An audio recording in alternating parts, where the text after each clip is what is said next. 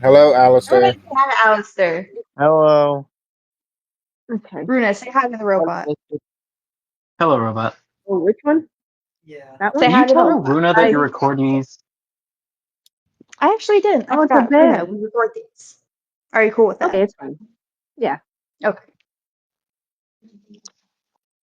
Let me put my phone in the charger because it's on 8%. Girl, your phone's gonna die. My phone Oh, is 17%. that's better. Anyway, okay, I'm good now. I should be good. Oh, I did forget to also roll for who's taking notes. Whatever, it'll be me. That's what happens when the DM forgets. I feel like that's also just what happens when it's the first episode. That is what happens when because there's no recap to read. So Wait, I yeah. have a I mean, to be question. fair, you Like, and oh, did I miss anything for like the days I didn't like really talk that much? No, no. those were session zeros. Okay, You have a guy, but that was messaged. a guy. Okay, that's great. Yeah, I have a guy. There are gonna be more like downtime mechanics of like lifestyle and like price of living and yada yada yada. But I haven't figured those out yet completely. I know that there's like, rules for like lifestyle, but I don't actually know if those give any mechanical benefits of like having a higher lifestyle. So if I'm gonna try and figure that out, I and if could not, teach you about bastions. Oh shit, that's gonna be awesome. what the fuck is that? You know what? We can talk about it later. It's you give the players a house, but they gave it a fancy Mm. name. I don't know if I'm gonna be giving y'all a house, or if y'all are gonna be Why getting a not? house, because y'all are gonna be traveling a lot probably.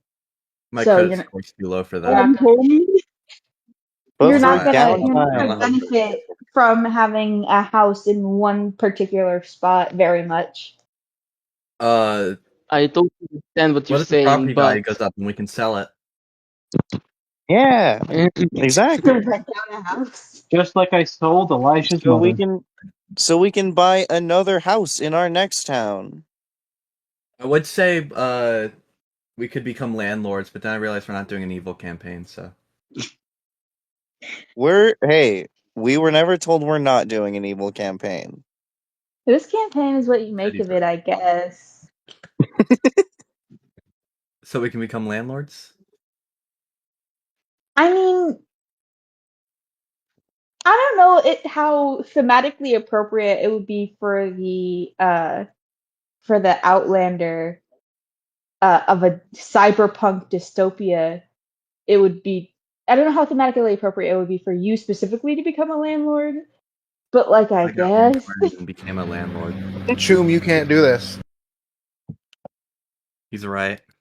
You gotta be better than over, this. overall, You're not a the fucking campaign is corpo. mostly overall the Yeah. campaign is mostly just to tell good stories and be thematically appropriate for the worlds and shit that y'all all came from. Fair. But I guess that's besides the point. I'm mostly joking. I don't really want to be a landlord anyway. I know. I want to be a I Let me feel landlord like stop you after you all. guys are going to devastated. end up jumping my character into making her cry gold for money. Anyway.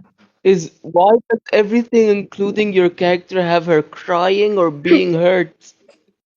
Because Because she's that's what sad. she's She's made for. depressed. Sacrifice. Exactly. Yeah. She is literally to be made as a human shield. She was Or made a to B, lady. this is suffer. a B. This is the first D and Oh D my character. dear. All first D and D characters are Suffer. this traumatized. Remember? It's in the Yeah. First rules. D&D No, character look at was You a can't chill Sean. make a guy. goofy My guy first D&D character later. was like My first I was D&D playing. character was Dimitri. He had a loving mother. The trauma came after. Yeah. My first D&D character was Sean, and he's great. Didn't My Sean first die? character Sean was Wukong caused the I, trauma. before I knew who Sean Wukong was. caused the trauma. It wasn't that Sean. It was a different Sean. That was the Sean that was the first D&D character It's the one that's in the Jonah ever made. multiverse one. Yeah, it's just a dude. Anyways, sorry. Go ahead. Ro. We're getting sidetracked again. We are Yeah. getting sidetracked. Before we start talking You know, about I'm more gonna go planes, for you know? who's gonna be going first. What would be the The tastiest You just second call plane? plane. Ro Ovo? A second plane is at the conversation. Oh, actually, you know what? Just to make it easier for everybody to know who everybody's playing, everybody change your character names. Everybody change your server names to your character names, please. Okay, yeah. I'm already Oh, on I that have to shit. lose my Fuck How do great I you. do that? username. Hold Same. on. You could put it in You Beth do, like you do with Kevin. unfortunately. Oh, I can. I forgot I It could doesn't do have to be that. alleged guide anymore. Okay. Well, it never had to be. I was just. I didn't feel like changing it. It's just in server name.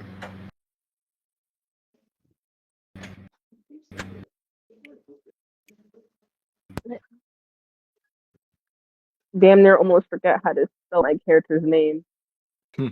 Do I throw out the French onion soup dip mix that came with the apartment? Yes. Yes.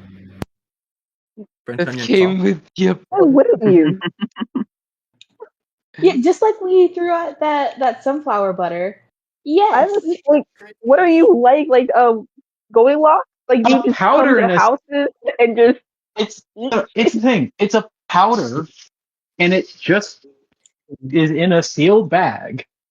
So like, it's not If like it's it's a gonna I'm kill sorry. you. powder, I don't think that's I'm that's sorry. edible. I if think it's that's a I can powder, it's fine actually. Genuine question. What's sunflower butter? You know, peanut butter. Like peanut butter. Oh, okay, It's okay, peanut okay, butter, okay. but made out of sunflower seeds. It's what I ate as a Okay. child because my school didn't allow peanut butter sandwiches, well, peanut butter and jelly sandwiches into the building. But peanut butter and jelly Yeah. sandwiches are still the cheapest fucking option We had a thing called Wild Brother. Why did I they don't know what it not was. allow that? Why because didn't they because allergies. fucking Like dumb. Anyways, I'm just gonna schools exist. would either. Some people have such severe peanut allergies that literally by smelling it in the air it can still kill them. And so Oh, I schools did across not know America. So that's why you're not allowed to have peanuts on airplanes anymore. People literally just fucking died. That's so weird. I didn't know the smell could trigger like the reaction. Because the yeah, smell that's pretty is common just for a lot peanut of. particles. Can we? Yeah, like the smell of a thing is just the thing, but in really tiny particles in the air. So if you're smelling peanuts, you're just getting a little bit of peanut particle in your nose. And most of the time, that's not enough to cause severe allergic reactions because it's not in like a high enough dose. Yeah, But the for same people with thing. really severe peanut allergies, that's a death sentence. You're already dead. Oh, Same I thing feel with bad people for who the have like people. shellfish allergies. Like that can be like really bad for them. Oh. The one thing I've ever gotten lucky at is that I have zero food allergies. Good, good. I used to have a weird intolerance to strawberries. I wouldn't like break out in hives or anything, or I didn't like asphyxiate. But like if I ate any strawberries, I would immediately throw up.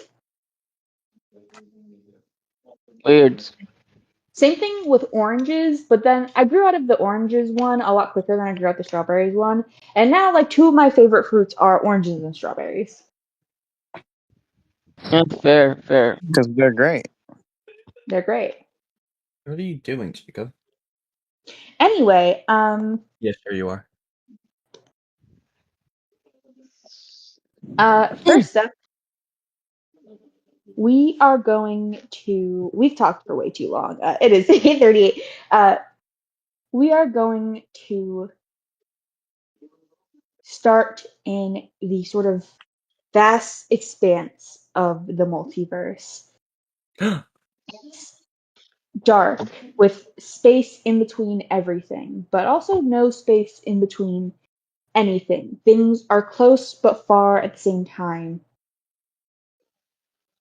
And it's kind of too much for the average brain to handle. But if you were to see it in a way that you could understand, it'd look a lot like the night sky. And we're going to zoom in on one of those points, which to the average person would look like a small dot of light. And we're going to get closer and closer until we can finally see the world that is. And we're going to zoom past the average world, the goings on of everyday people. And we're going to go deeper into it where the dead lie. Not all of the dead, but those who need containment, to put it lightly. It's hot here, burning fire everywhere. Or sometimes it's hot to the point of feeling cold, like your limbs are freezing off. But that's only because of the damaged nerves. They're suffering here, screaming, pain from all of those who, to the world, I guess, deserved it. And there's someone floating through here, listening to the screams of pain, and that's all he knows, just the pain that surrounds him endlessly. Gabriel, how do you feel? I have been here for a long, long time. Where the pain that this was inflicting upon me, the pain on everyone else, is just normal. Nothing here is really all that distressing for me, being that this is what I have been experiencing for longer than I remember ever being alive.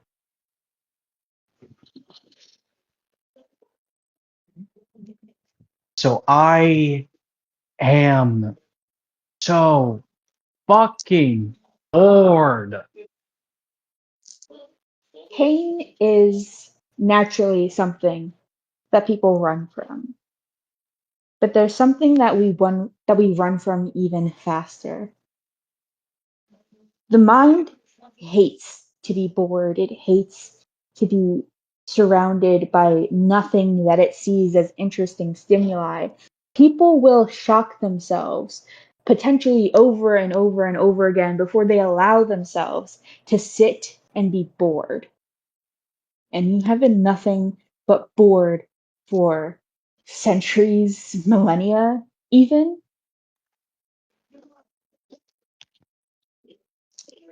We float through this world of pain and suffering, trying to remember how it even hurt, how it even feels to hurt. And you go through your life that day, well, your death or whatever it means to be here. You go through your existence here, just floating around in whatever this place is meant to do to you. And eventually the day ends, or a new day begins, or some cycle is over. Not forever, just temporarily, as people begin to take breaks, I guess. It will resume tomorrow, but whatever that means. But for now, you close your eyes, sure that when you open them, it will go back to the same old story. But instead, you open them, and you're looking at a canopy. greenery,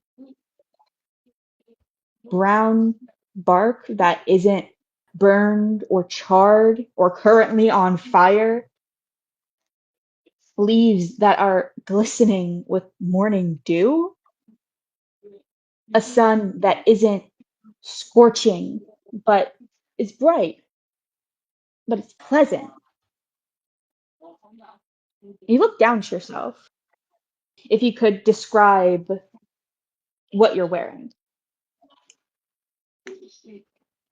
I am dressed in an outfit that is kind of designed after Harlequin, with the similar diamond pattern going across it, with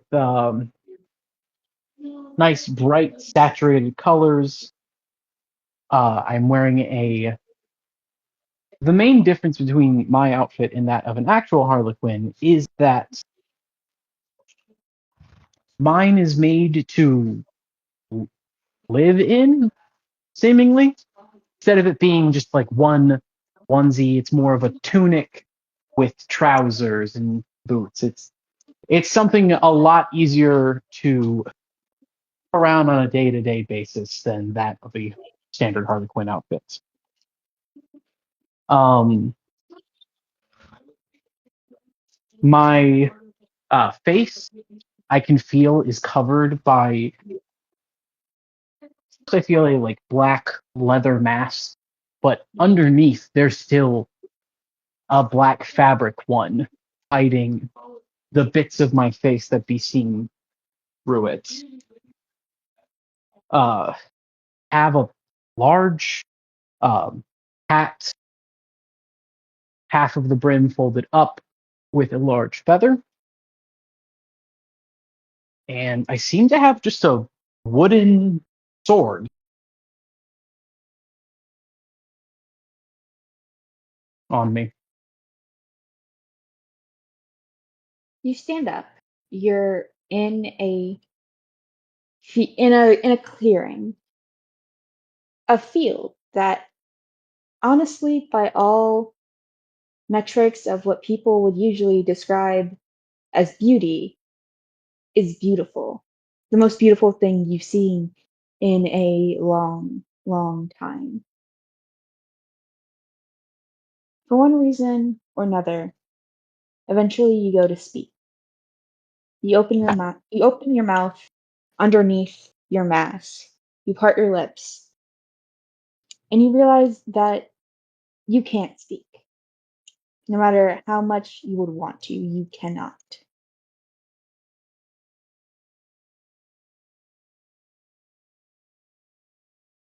You can hear the sound of a creek in the distance.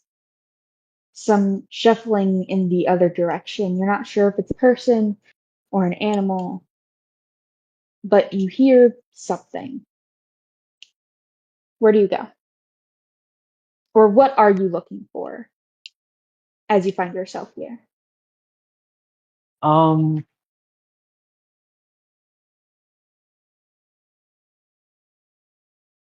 I draw my sword and, very exaggerated, holds it towards where I hear the noise and start just kind of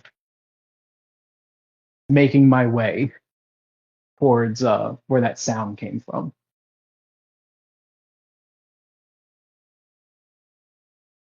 And as you do that, we are going to pan out again back into the vast emptiness. It honestly looks like we just zoom out and out now until we are in space, and then out further until we are somewhere else.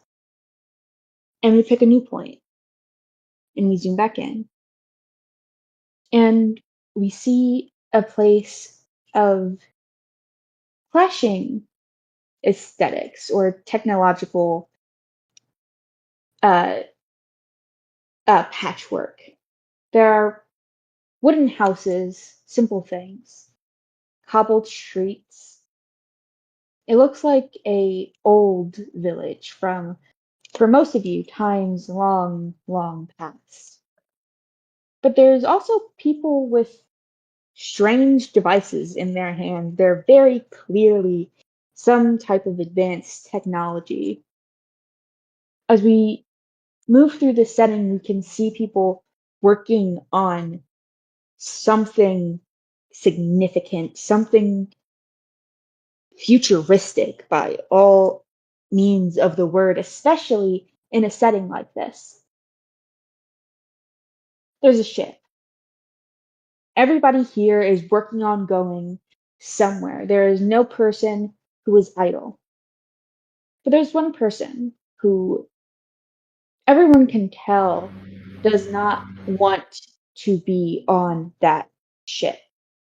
They don't want to leave. They don't want to go on this big trip that everyone is seemingly so ready for.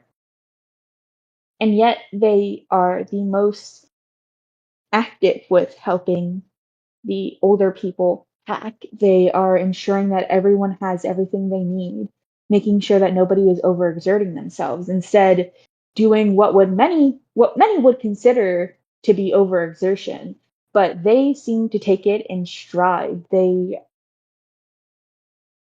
There's seemingly no end to the wellspring of their energy. Mikey, if you could describe your character. Roughly what most people would consider 6 foot, but Maxwell would call himself 5'12". He is a wood elf with short, shaggy brown hair, yellowish gold eyes, very raggy looking clothes. Not because they look like he's poor, but because he is clearly used to the point of wearing them over and over while overexerting himself to the same point. He clearly can do better. He just chooses not to. He's wearing torn up shirt, torn up pants.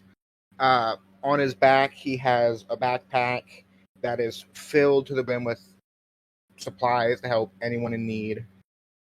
He has this huge smile as he runs around talking to everyone who is around, asking if they need anything. Also on his side is a greatsword.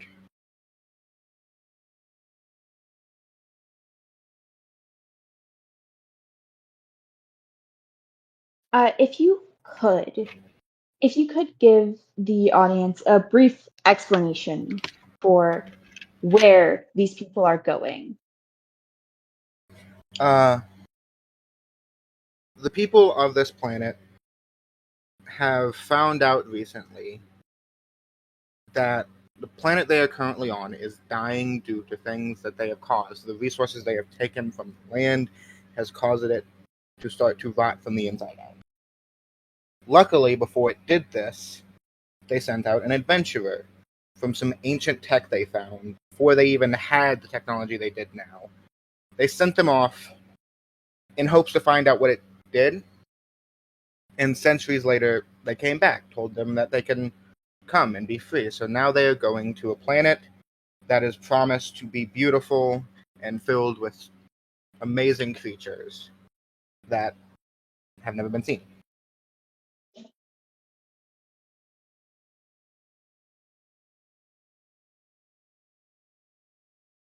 Everybody seems so ready, so willing to leave this planet that they have destroyed. You aren't. But you help, and you do your part, and at the end of the day, you close your eyes and you rest, giving your body somewhat of a break from the lifting and the pushing and just whatever else needs to be done. And when you wake up, you're in a field, which isn't that strange. You've seen fields before, but you did not fall asleep here. And you see a tree line in the distance, and that's not weird either. You've seen tree lines before, but this isn't where you live. This is different than where you live. The foliage seems the same, like you know all these things. But this is not where you're supposed to be.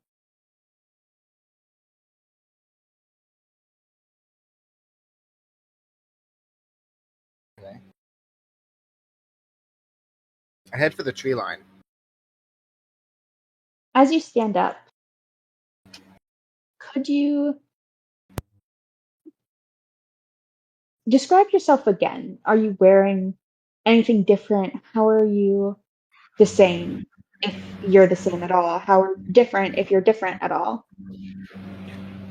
Maxwell has the same physical attributes as he did before. His clothes have gotten a much better upgrade. They look mended, not quite as worn in as his former clothes were.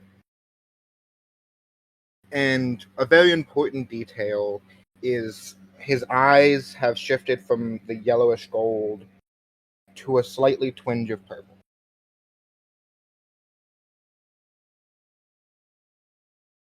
Much about him is still the same. You head towards the tree line. Uh, it's quiet here outside of the sounds of the animals. It's peaceful, really. And as you continue towards them, we again leave this world. Vast expanse, new point in time. We know the drill by now. And the world we come to next is, and I don't say this derogatorily, a dumpster of a planet. And it's not that, it's run down or dilapidated or like unkempt. Well, all of those things are true, but it's also just literally filled with trash. This is where people cast aside their things that they no longer want. Possibly where they cast aside the people they no longer want. Uh, and Johnny, could you describe your character as he makes his way from one point to another, his items strapped to him? I don't know if they're weighing him down. First off, bro, that was a great description and exactly how I was trying to say it. Yeah, I mean, like if you make a trash planet, that's what the Yeah, trash planet is. yeah, that's where the trash go. That's where the trash goes. And usually, if that's where all your physical trash goes, that's where all your social trash goes as well. True, true. um, But then, that current. social trash makes other, people who were not considered trash originally, but by virtue of being here, they are still considered trash, which is a whole nother problem. But we don't have time to unpack all of that. No, bro, that's the next campaign. Calm down, calm down. um, right now, um, this guy looks around his 40s. I'm sorry, He's, Gabriel. I heard Gabriel say something in the kitchen, I but I didn't see. actually hear what the words were, and Gabriel is muted, so I don't know if it was important. I'm intentionally. Oh, I Don't mean, worry. okay. I just wanted to make sure. If you heard it, it's fine. If you didn't hear it, it's not. Okay, goodbye. Uh, I'm sorry, Johnny. Continue. Okay. Gabriel You was just staring see at me from the doorway. a guy in his 40s. Um, he's really skinny. And he's really skinny for the notable fact of just a bag of stuff he has in his, like, it's almost double his size. And he's just going. Like, Yeah, I don't know where he's going, but he's going to that place. He's going somewhere. Yeah. He doesn't really have a house, so he can't not really much you can do other than just go. Just, I mean, like he could settle down, but like He it's not a could. great idea. Yeah, but then like at some point someone's gonna take his stuff, and then it's like, no, I'm just gonna carry all of my stuff. Because like the people here, we know we're trash, and we embrace it. Um clothes wise, he's wearing a jacket, but if you weren't told it was a jacket, you kind of just think he's just wearing fabric. Like most of his clothes is just like, are you sure? Are you sure you're not just wearing fabric in a way that could be clothes?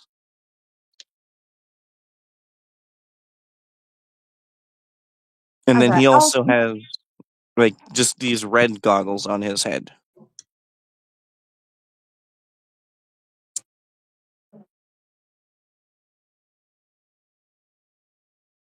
I'm sorry, I was momentarily distracted.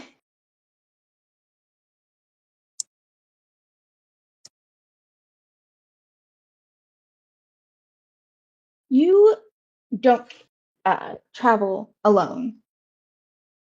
There's at least one other traveling with you, but not one other person, just one other being.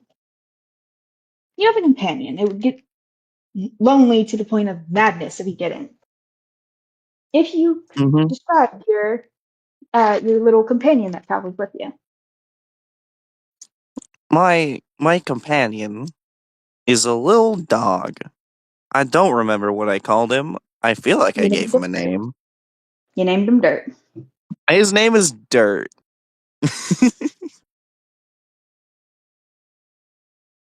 um, he's the most. I forget the word. Scruffy. Scro- Okay, you know, like those. Okay, so he is a German Shepherd. But you know Hmm. those dogs that are like 40 years old and are like, just let me die? The oldest dog you've ever seen. He's the oldest. Yeah. Like, this dog could be older than Cargo. You are not sure how Dirt keeps up with you. Like again, you are going. You are not weighed down by the things strapped to you. And this dog, this old as hell dog, that many would say it is inhumane to keep alive at this point, he's keeping up. He's going. He has a couple of things strapped to his harness as well, and he is your loyal companion. Yeah. And you're used to this life. You're used to taking everything with you because if you don't, it'll be stolen. You're used to taking whatever you can find that isn't just the slop that is unusable. You're used to scrapping things together. You're used to digging through just useless piece of junk after junk just to find anything that can be used for anything that isn't just welding it together to make a patchwork casing for something.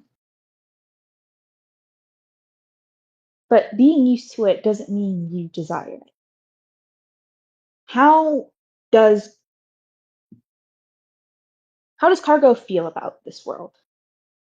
Feel about his life? Cargo is. I don't want to say. Cargo understands why he is here. And why And is that's Cargo the here? best description I can give. Cargo is here because he was a thief. Cargo was here because he stole a very important thing from some very important people, and they weren't happy about that. So now he's here. So it's like part of you would assume like Cargo is part of the problem why there's so much crime here, and that would be true. Because if you're here, you're just trash and another thing to be used for.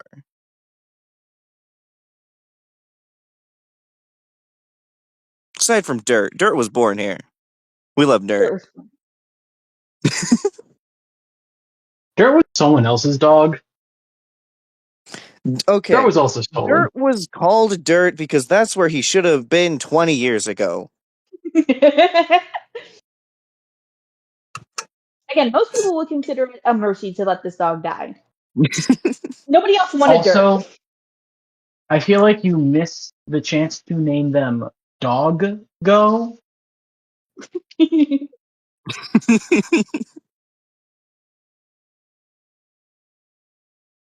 Anyway, Cargo knows why he's here. He knows that this is the life that people have deemed him worthy of living. The same life that they give to murderers and traitors and the worst people that you could think to find that just had a just good enough argument or just enough money to not be killed for it. And you're here with them because you stole from someone just a bit too important. And you understand that. And you've accepted that. But what does Cargo want?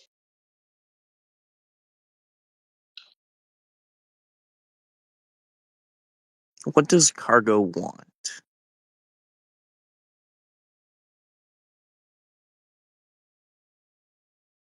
Cargo wants a place where he can just stay. Where this is his place. No one can take this place. Like Cargo wants to be able to put his thing down for 10 minutes and it still be there.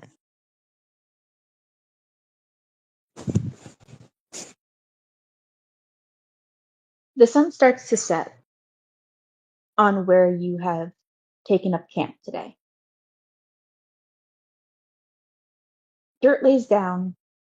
His joints are aching. He's old. He's been old for a long time.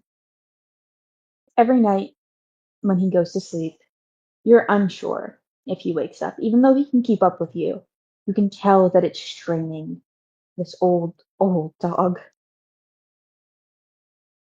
But there's nothing you can do about his age. You go to sleep, and he does too.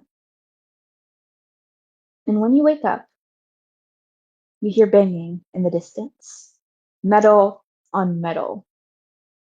Just, and not just one thing, but like a raucous, like chiming of a city. You haven't seen a city in so long, but it sounds like just a city at its most active point in the day.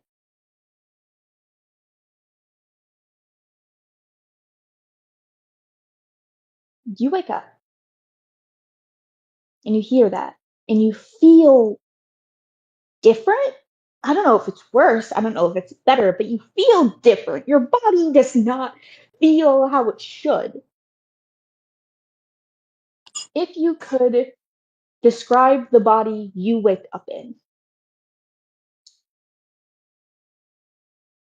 Okay. When Cargo was a guy, he was a small skinny guy. Maybe 5 foot.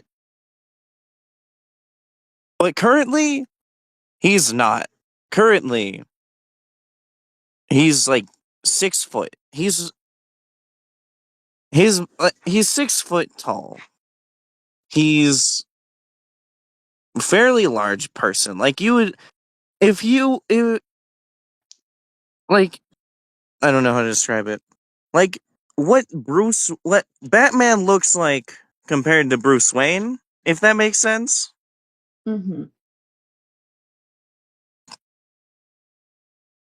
But the very notable feature that I've been kind of avoiding saying is he's now not human. He is now a robot. As I have always forget what they're called. Warforged. Warforged. As he has become a Warforged.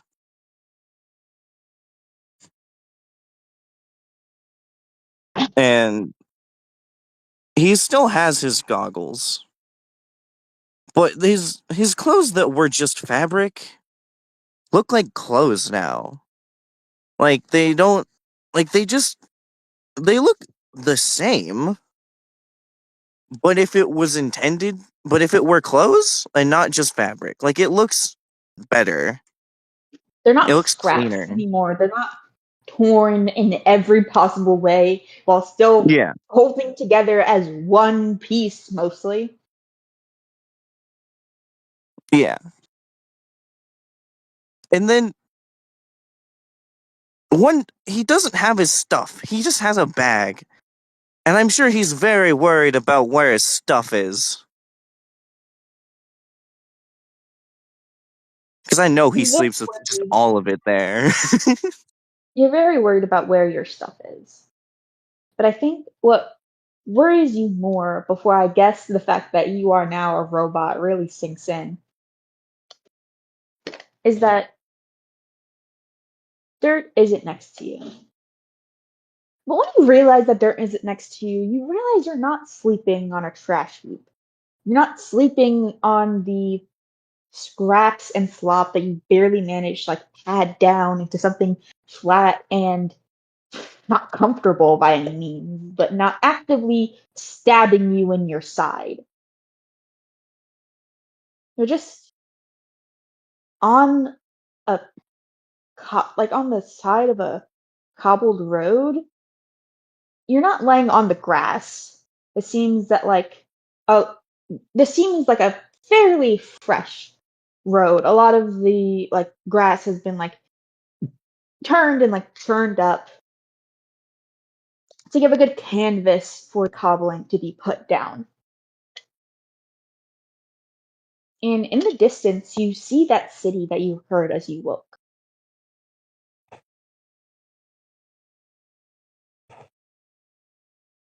And as you stand there, the truths of your situation beginning to sink in, we are going to adjust our view again. This one isn't that different from where we were to where we are now. It looks largely the same, technologically speaking. The buildings are concrete or brick or wood or whatever, wherever you are.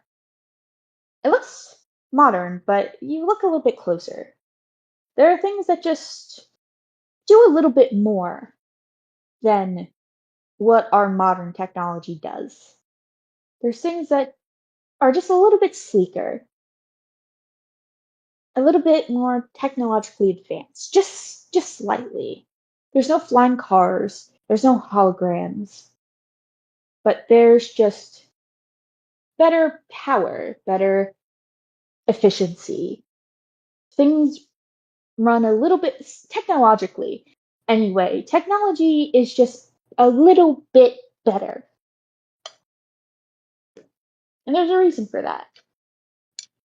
They're scientists, people who have dedicated their lives to whichever uh, discipline has struck their interest, or whichever discipline they have decided is worth the time.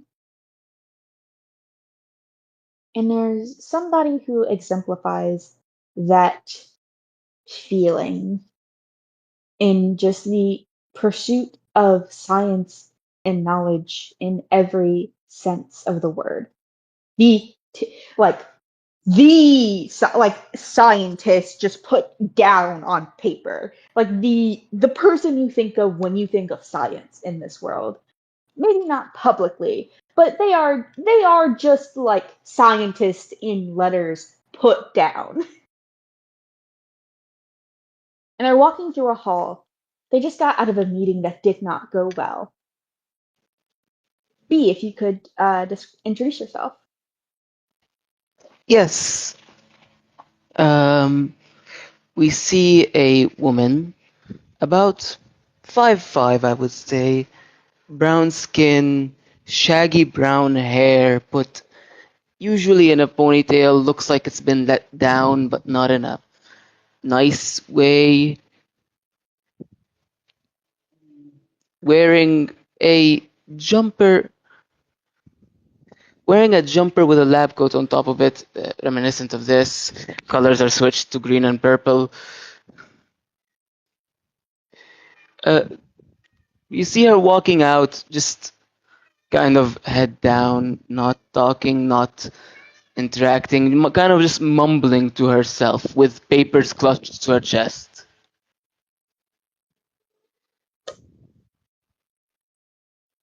Nothing really notable about her other than that. She is Scientist McGee. She's wearing the glasses. She has everything that you would expect when you imagine a woman scientist from like a cartoon as a kid.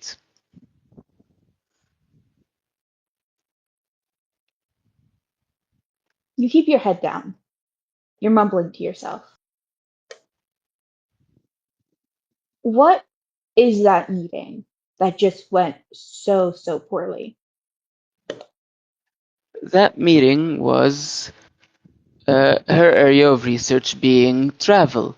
She had come to the supervisors for funding in order to get funding into researching how things work in a wormhole, in a black hole, how things travel faster than light, how we may harness those powers.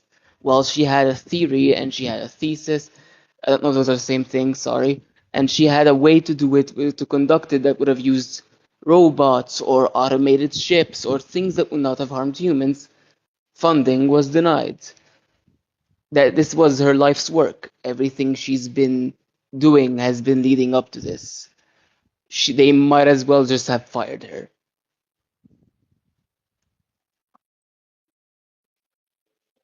Where is Kinesi going now that she has been rejected?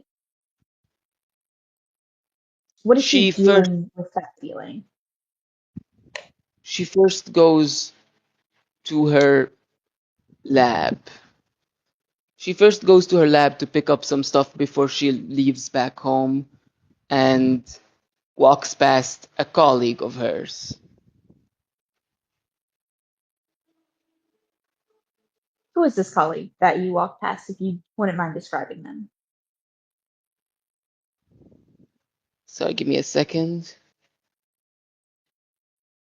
I'm trying to find where I wrote their names, sorry. Here, I might be able to pull it up on the Google form. This is what this is here for. Thank you, because the lore doc has a lot of. I did not put enough dots. Punctuation is the word. Fuck, which one is your email? I think I got it. Yeah, I got it.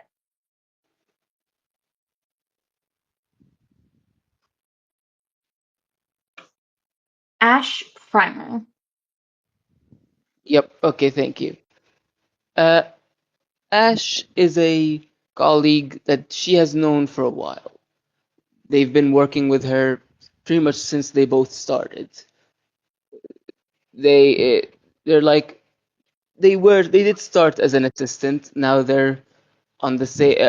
She treats them on the same level as her, and she goes in to break the news to them, telling them that their project Oh, didn't this is go a different through. person. If this is, hold on,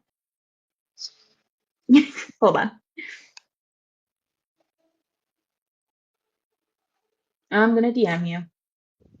Yeah, Hold go ahead. everything. Did I describe something that I did not describe in the backstory? I'm specifically looking at the who is your character closest to question. Ah,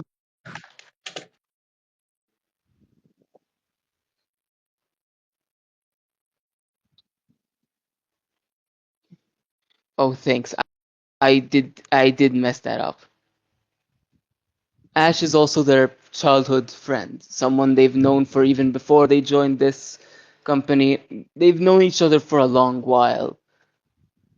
They do break the news to them. She goes ahead and breaks the news to them, telling them that their project got rejected. Their project did not receive any funding, as she's picking up her stuff to go home for the day. You see a almost dark look come across Ash's face. She's never cared for the politicking of working in the Department of Science and the Department of Science and Technology. That's always it's never been your thing either, but you at least did it better. You've never cared for it, but you at least bore it. You could bear it. Which is maybe why you are a bit higher up than she is, or they are. I don't remember. Hold on. She is? Does not, I don't think you I said think a. I don't think you no, I did gave me not. pronouns for this. No, I did not give you pronouns. They them. Then okay. Like you said androgynous, but that doesn't necessarily mean anything. Yeah. I think I forgot to put pronouns in there. Just go ahead. You did. But they have never cared for their superiors.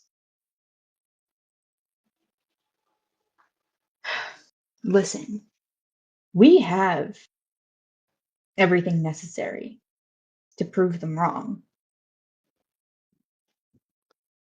What if we with, just did it? with what, Ash? With what money? We don't have the ability. We don't have the money to buy a ship or buy. We could build one. I think if we could try and build a ship, we could probably take one up there. We could listen, this place has so many ships that it's honestly stupid. Are you suggesting we yoink one? Obviously. What else would I be suggesting? She like sighs, puts her fingers to her temples, and says, "Honestly, with what they just did, I really do not care about the policy. We could try that, yes. But first, I would like to at least rest. This is a bit too And much at the moment." and hey, listen. We also have access to the collider. That is Who would true. really notice? No one would notice, to be honest. I know the people on watch, they would probably let us through. No one really likes the bosses.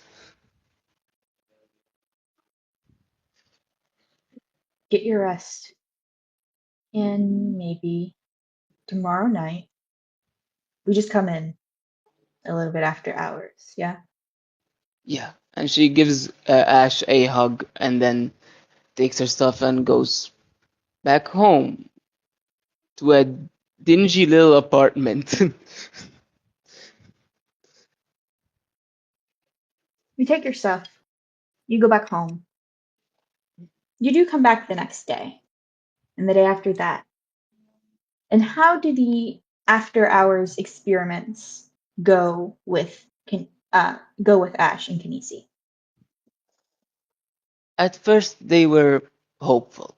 They started trying all their theories. They started trying all their, if they could push this to do that, if they could do, maybe they could if they took a ship, if they could go up. But no matter how much they crunched the numbers, no matter how much they worked around, they took, they stole, the technology currently available isn't enough to reach something of that ability to research it, and the collider isn't enough to replicate it. And so no matter what did, they couldn't. They just physically couldn't get the things to where they need to be. Ash is still hopeful. No matter what, even if you guys don't get to the end, science is about building.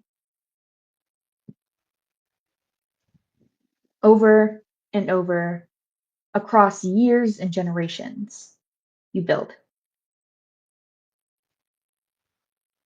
And you wanted to continue that building.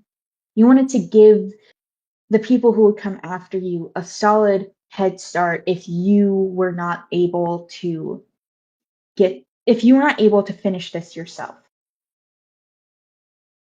But as much as the people on watch don't care, and as much as the supervisors don't give enough of a fuck to notice when something is missing most days, they only have to really notice once to see a pattern of things going missing, of energy spikes, of more energy being taken than was projected for this month.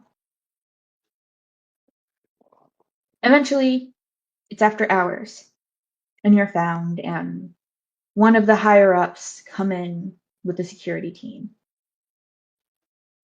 They're rougher than they need to be. You're not a particularly big or strong person, and neither is Ash. You're both quite thin. Nerds in the in every sense of the word. Hmm. But they're rough. Like I said, they're rougher than they need to be. They push you around, and you push back just because of the dignity of it. You're in the room with the particle collider today when they find you. You don't quite remember what. You don't know if it was something big enough to be dangerous. You don't know if it was just that you hit your head. Something went wrong. Ash screamed. You lost consciousness. The security team seemed panicked, but nobody in any way that would give you an answer to what just happened.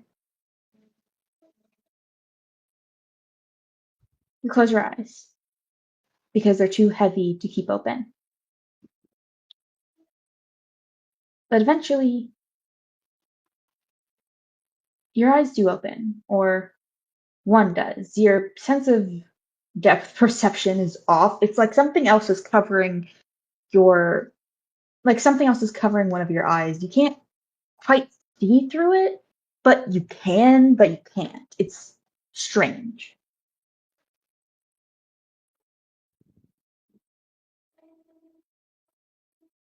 You're next to a creek. Your hands sort of partially submerged in the water. As you stand and begin to get your bearings, if you could describe yourself. As she stands, a few things are noticeable at first.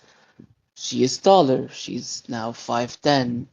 The brown of her skin is darker, her hair once brunette, now what now white in a ponytail. Her eye once normal, now a deep purple. Her clothes are the same, but something else is different. When we look at her face, while one of her eyes is a deep purple, the other, instead of an eye, there is a black hole cutting into her face, causing there to be a hole in her face where you could probably maybe fit your hand through, honestly. But there's no blood, there's no viscera. It's as if it just is.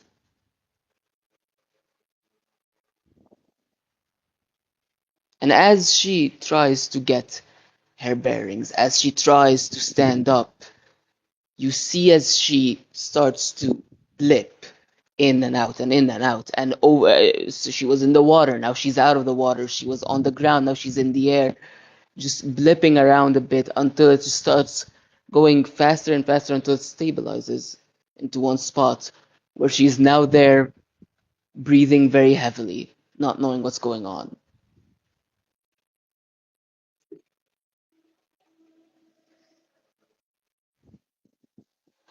You hear shuffling in the distance.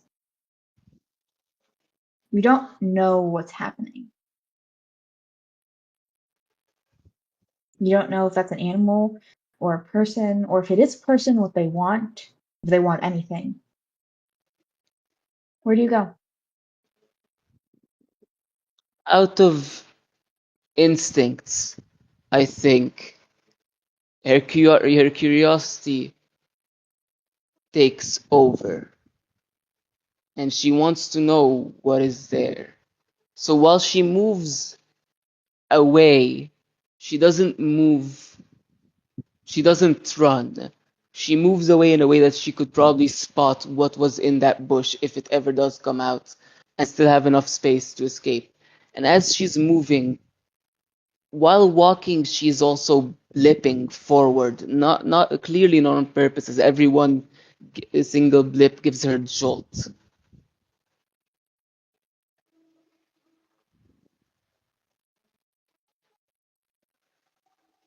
And we switch to a different world as you inch forward, cautiously curious. And we're suddenly somewhere that is much different than what we have seen before. It's bright and colorful and full of music and energy and just love uh and just everything. It's never quiet, but it's never overwhelming. It's just like a world meant to be fun. Something that is immediately noticeable outside of the heavy saturation is the people. They're heavily saturated too, don't get me wrong. All of their clothes are so brightly, if you stare at it too long, it might burn your retinas out.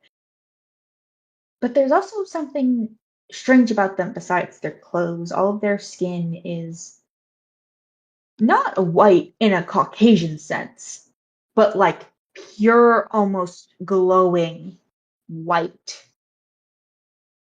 There are a few exceptions, like that one person who seems to be a sheep, or that one person who seems to have a TV forehead. But most of the people who seem to be shaped like people, glowing white skin. And there's one in particular that we're going to focus on. Sitting across the table from this TV headed man. Abby, if you could introduce yourself. This is Taylor May. She is, as mentioned, pure white in the color sense. Her clothes are vibrant, full of pinks, purples, and oranges. Her hair is purple, and her face is featureless. No eyes, no mouth, a little bit of ears because she needs earrings and the type of form that she is. She has her glove on, and as we are just sitting there, you know, all of our life is just based around dance, and she's been summoned earlier today like she usually does to dance and be a coach for the people on the other side, as she does every single day of her life, for that's all there is. It's just the dance. Every day, you're called on to dance and smile and coach these people that you've never seen. You know they're on the other side. You know what they're called. They're humans. You know you're made to look like them, but you've never seen them. You know you think that they've seen you. Otherwise, what would you be teaching them? But they've always felt so distant, so far.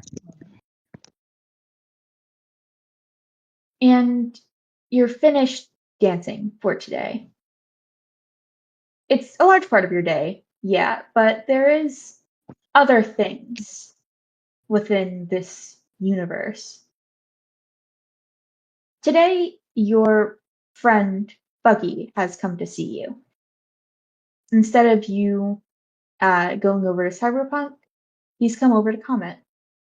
And you guys are sitting and you're talking. And the humans come up.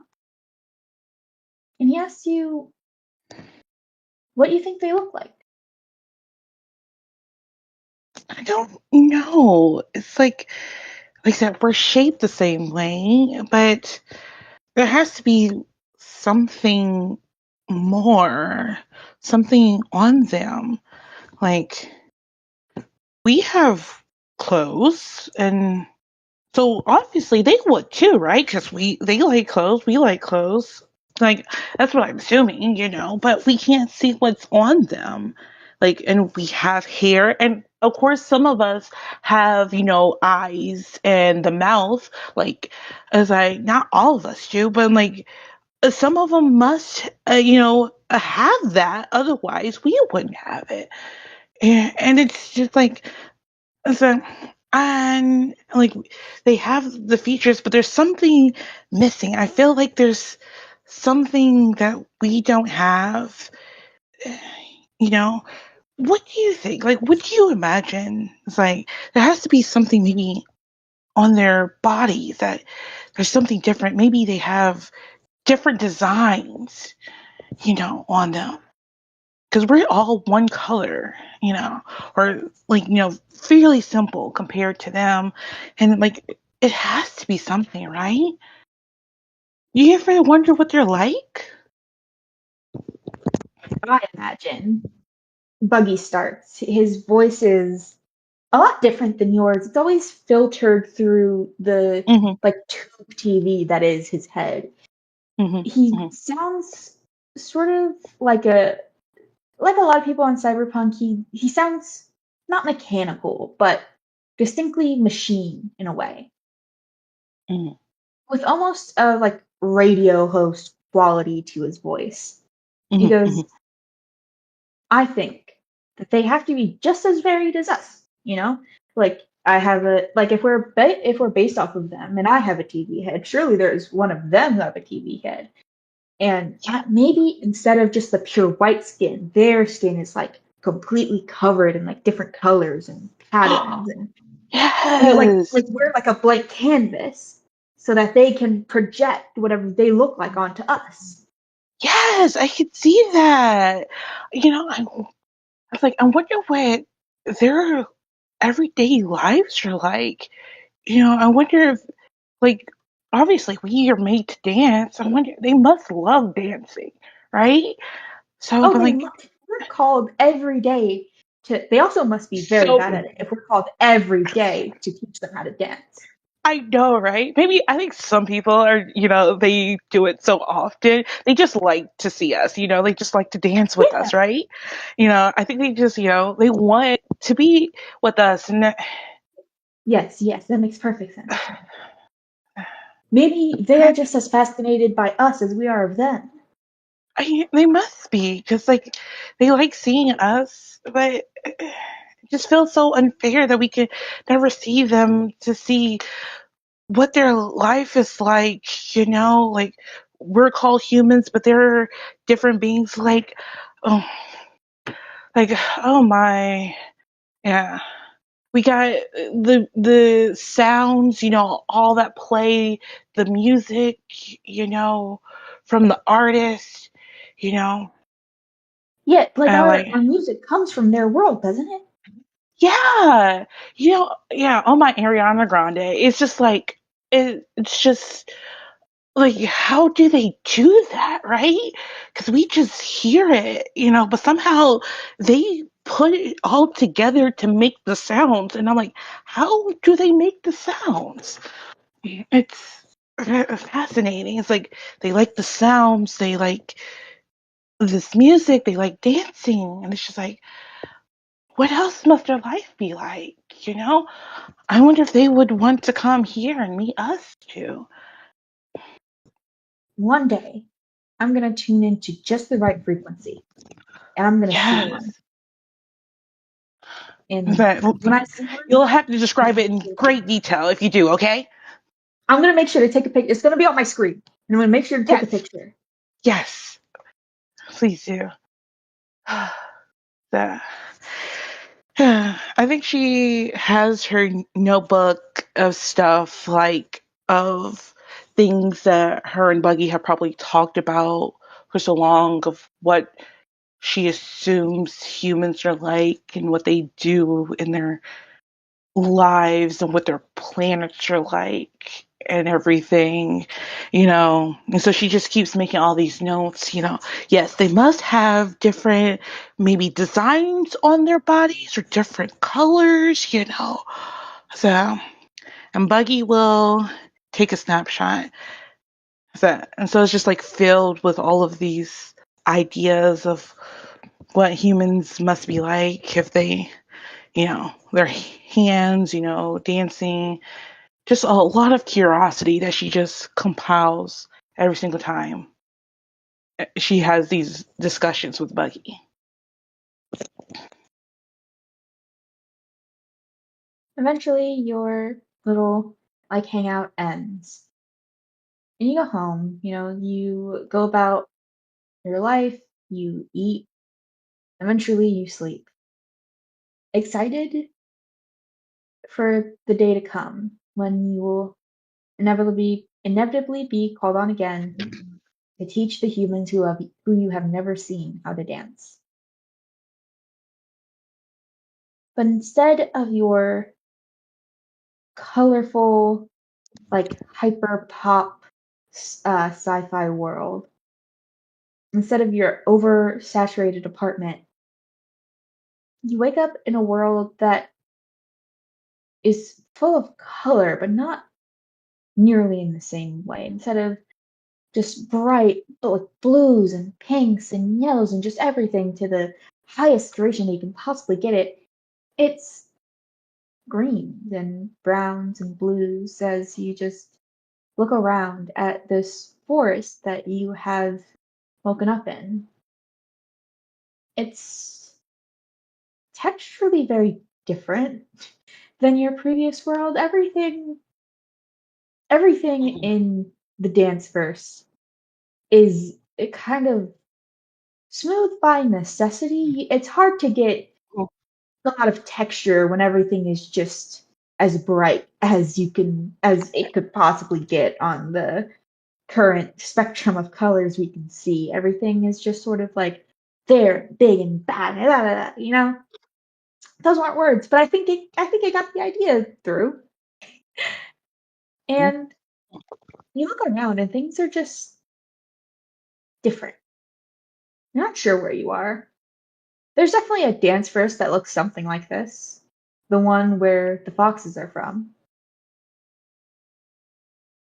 I don't remember But coming to this planet. it's very different. And as you stand, if you could describe yourself again, if there's anything different, or if you're the same, if everything is. I think currently it's still the same outfit of all the neon pinks and stuff. She still has her fanny pack with a lot of things in her books and trinkets inside of it. I think her skin is a little bit different. Still the same pure white, but more texturized as she comes basically, well, she doesn't know, but from more digital to realistic. It's actually fully flesh, feel different than she usually is and more full. And the only other thing that she has differently, that she definitely has now, is a boombox that's along with her. You know what a boombox is, but I don't think you owned one before. And as you go to pick it up, it glows for a second before shrinking down into something that fits a lot more neatly in your hand. And with earphones attached to it, it is now a Walkman. I think she puts the music on, puts the Walkman on, because she doesn't really know danger. So she doesn't know to be perceptive to look around for anything. But she is on a planet that she didn't realize she was on.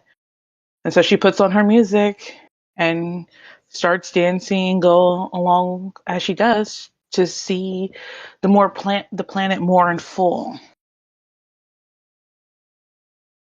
And as you do that, we are going to move away yet again to a planet that is also quite saturated, though again, not quite as much as the dance verse.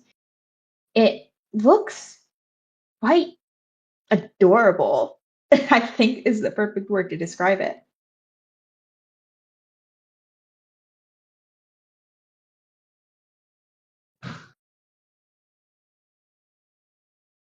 Sorry, I got distracted. It's people.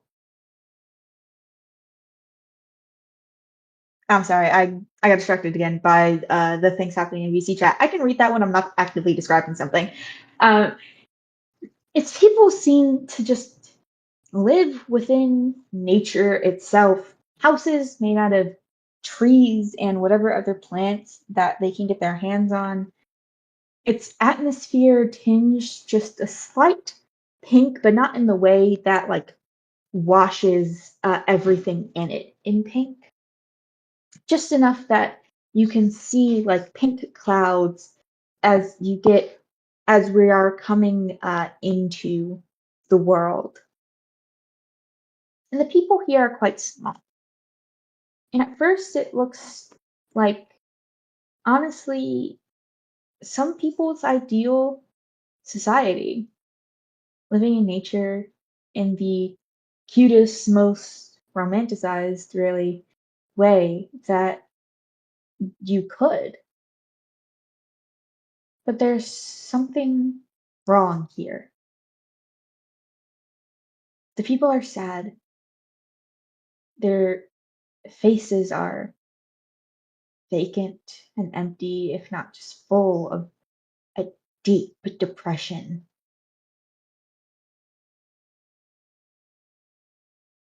Naomi, if you could introduce and describe yourself. Oh, I'm Naomi. I have to go back because I forgot. I forgot so quick. Hold on. Yeah, I am elf druid, and I come from a world where my people get used for magic, not magic, my bad, essence, and um, basically their livelihood. Almost like sometimes our skin is used as yeah, and I pretty much don't have pupils. My eyes are almost white and kind of like the sky. I'm also pretty short, about 5'2", and I'm actually the tallest out of most of my species. My hair is a dark brown. I've I've almost like earrings.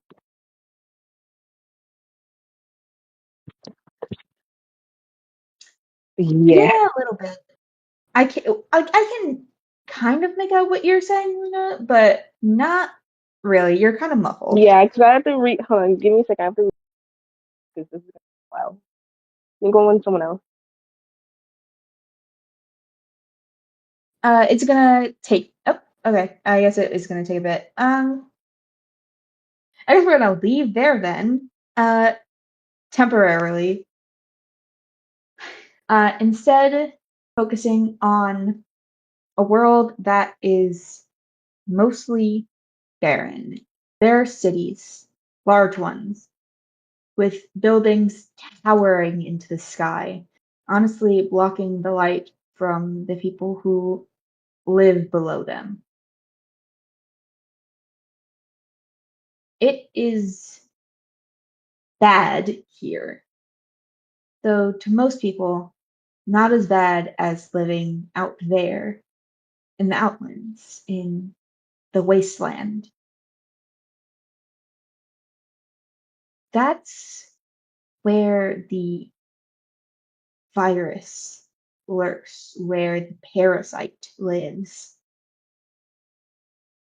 But to some, those already infected, it might seem the better option as opposed to living in the constant threat of those who live and work above them. Dane, if you could describe yourself. Uh,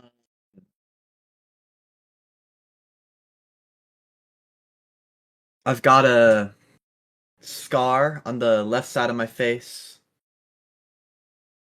The same side has an eye that is like kind of robotic. I'm wearing a brown duster and some dark blue jeans. I got boots on.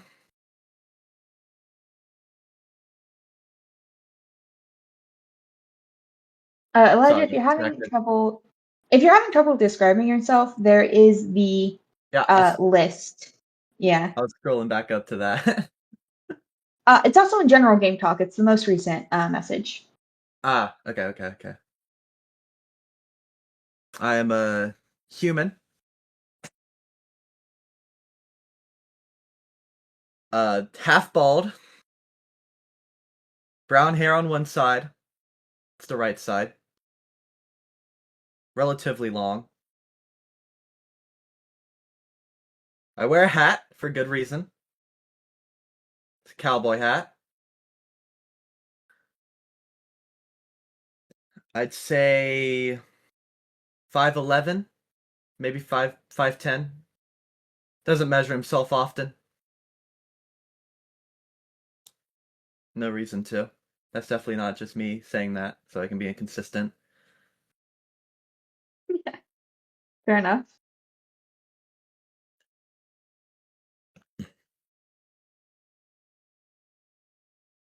You ride And through the wasteland. hmm? Hmm? No, go ahead. Continue. I thought you were done. The only person I'm accompanied by is my trusty steed, whatever his name, I forgot already. I don't think you What gave your horse a name. Taliesin. Taliesin, you did give your horse a name. You ride And through the I survive wasteland. off little bugs. Actually, big bugs. Right. You ride through the wasteland, having just hunted and eaten a much, much bigger than, um, well, to you it's normal. This is just what scorpions look like now. About as big as a large dog. Not as big as a giant dog, but about the size of like a good sized pit bull. To us, it would be much, much larger than normal, but in this world, it's just what survived. It's what evolved after the world was consumed by, well, the very thing infecting you. Both you and your horse are covered in it. Metal that you did not consent to having on your skin, in your flesh, your muscles, even sometimes down to your bone. You try to Yeah. ignore it. You don't like it, but there's no getting rid of it. Very heavy. No matter how people try to remove it, try to cure it, trying to get it off will only result in ripping out nerves and muscles and things that cannot and will not regrow. And no matter how much of it you take out, there's always something left of it. Like it hides away reserves of itself. And slowly it will come back. It'll multiply and it will just fill back in the space that was ripped away, now even deeper embedded into yourself, as that is the replacement for what you lost the first time.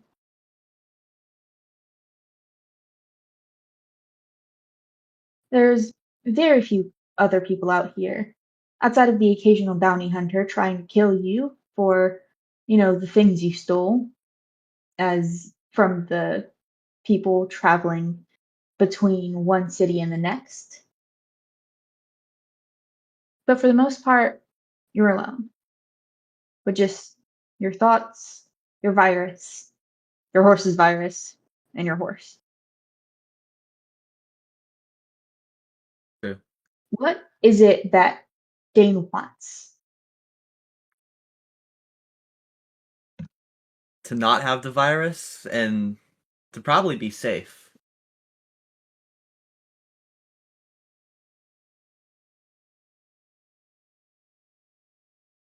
You know that that's impossible in this True. kind of world. For the most part, correct me if I'm wrong, but Dane wants that, but I don't think he realistically ever expects it. Yeah. He lays down one night, just as he does any night, setting up camp, some traps around himself to, at the very least, alert and wake him up if anyone tries to attack him in his sleep. You don't have anyone who can keep watch over you while you rest, so that is essential to your survival.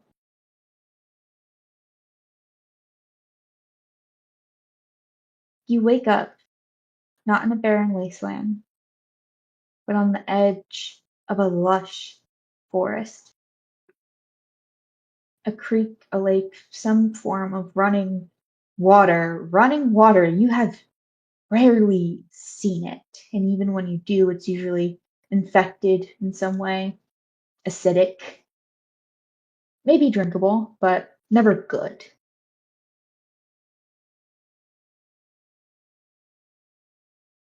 Yeah. Your horse isn't with you. Oh. You stand up. You're close enough to the water that you catch your reflection in it. You have to get a bit closer to see it clearly, to know what you're seeing is real. But you see yourself. And if you could describe what you now look like.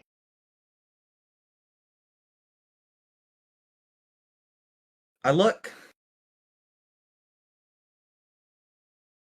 how I guess Dane would put it, normal.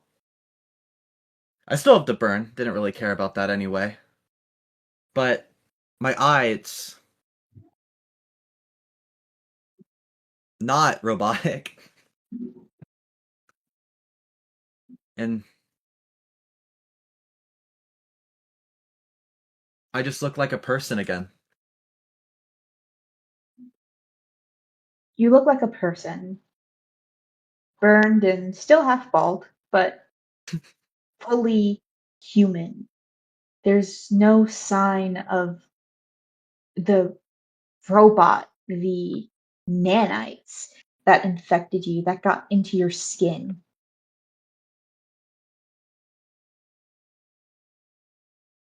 into your flesh, into your bones, damn near into your blood. But still, your horse isn't with you. And that's weird. Your horse is always with you. You can call for it. I look around, They, feeling a lot lighter than usual, and I call my horse. and to be clear, are you casting Find Steed? I am casting Find Steed. Behind you, you hear a sudden whinnying and neighing as your horse is there. Taliesin always finds you when you call. So once you let out that sharp whistle, you're not surprised to hear him, but it's a bit shocking that you didn't hear him approach. I think I would have heard him walking through the water, but if he was behind me, that is. You notice that Taliesin, am I saying, is it Taliesin? Or am I just immediately Taliesin. overwriting There's no H. Taliesin? You realize Taliesin also is completely void of the infection. It's just all flesh, it's all horse. Maybe that's how it's so stealthy now. There's no metal dragging it down. That makes sense in Dane's mind. Regardless, you get on your horse. What are you looking for now that you've just sort of appeared in this strange new environment? A It's not a place to city, it's sleep. not a wasteland. I guess I'm planning my next night like usual.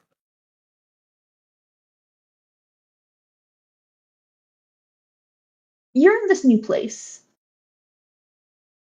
but despite that, you're still gonna need to sleep eventually. You just woke up, but a good Outlander always knows if you're not looking for a place to sleep by the time the day starts, you're not gonna find one. Not one safe, anyway. So you're off to find somewhere safe, somewhere not where you woke up. Because staying in one place too long, that's how you get caught. That's how you get found by the bounty hunters. Or that's how you get one more hunk of metal attached to your eye or your arm or your hand or your chest or something. You don't stay still. And so you keep moving. And we're going to head back to that foresty kind of cartoonish fairy tale looking world with the pink clouds and the sad people. Also, wait, hold on. Quick mic check. Is everything good? You sound a lot better. Hey, because I had it on my other headphones. I'm making sure this is like really clear. Nice. Okay. You can continue. No, we're back to you. Okay, Describe great. yourself. Oh, Naomi is her name. She's around 5'2". Her race is like a nature elf almost, and she's wearing almost like what's it called? I'm trying to find the English word for it because I was just speaking to my mom in Japanese. Hold on. Like nature is kind of coloring of clothing like neutral browns and Mm-hmm. like burgundies on her clothing, almost like medieval, you know, Yeah, stereotypical medieval clothing, like with a bunny like on her. neutrals and Yeah. yeah. Wearing a pearl necklace that's like have a bunny on it, with a second necklace with whom seems to be a very close relative, possibly. She has almost dark brown, um, like a golden brown kind of skin tone, as a human would.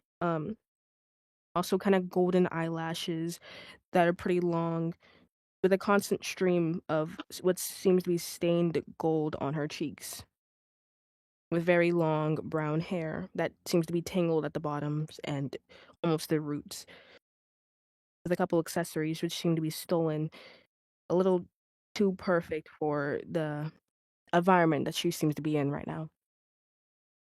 That's what I got. Your Yeah. skin has its natural, like, brown to it. You have your color today.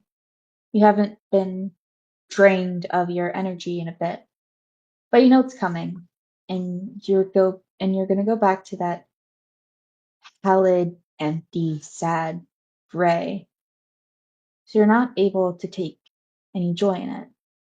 It's hard to take joy in anything in a world that is constantly draining you of life. Um, How hmm? I'll continue. I was grabbing my cat. How used to this life is Naomi? How long has this been going for? I would say this has been going on for about a decade or so. This type of environment that she's been in is pretty new. It hasn't been like for centuries, but it has been long enough for her to know what it was like life before these creatures decide to use her people for such acts of just energy and being young. She still remembers her childhood, what it was like to be free and considerably wealthy from her past. But now she's more of a pig in a farm, knowing that her time is short on this earth and that she's only going to be used for one thing only, and that is just for a different species, skincare, or life form.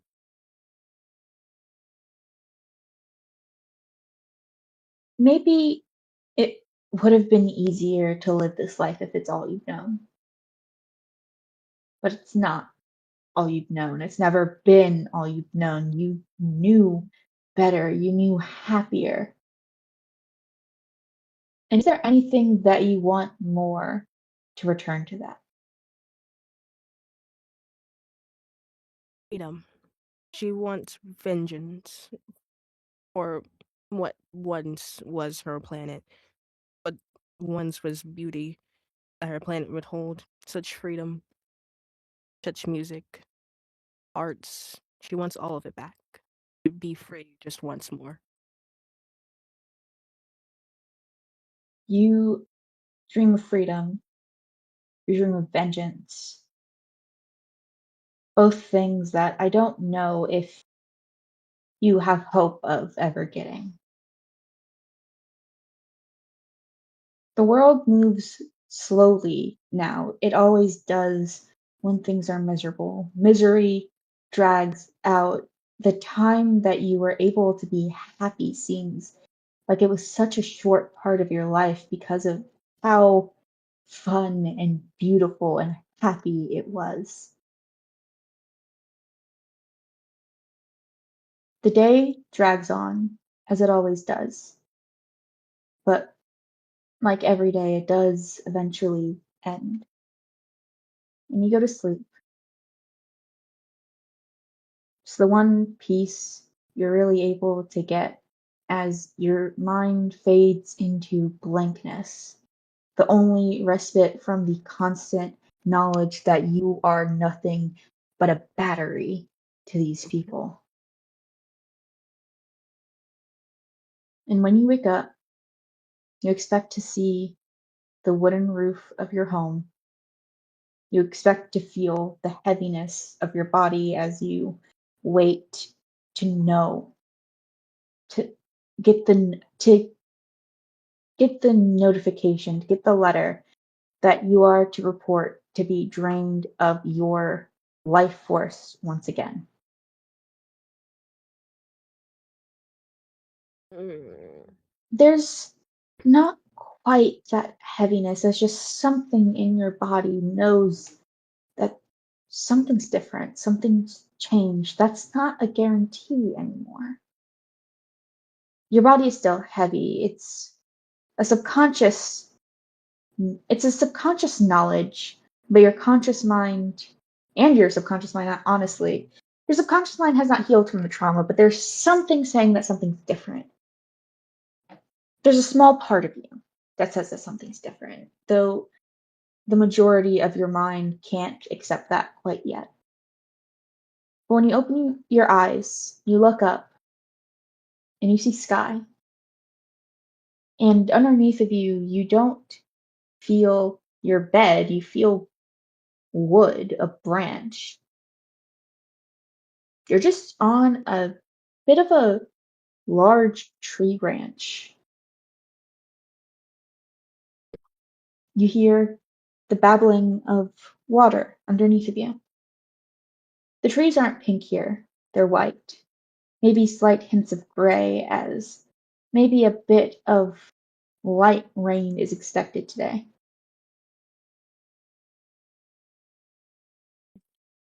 What do you do when you find yourself here?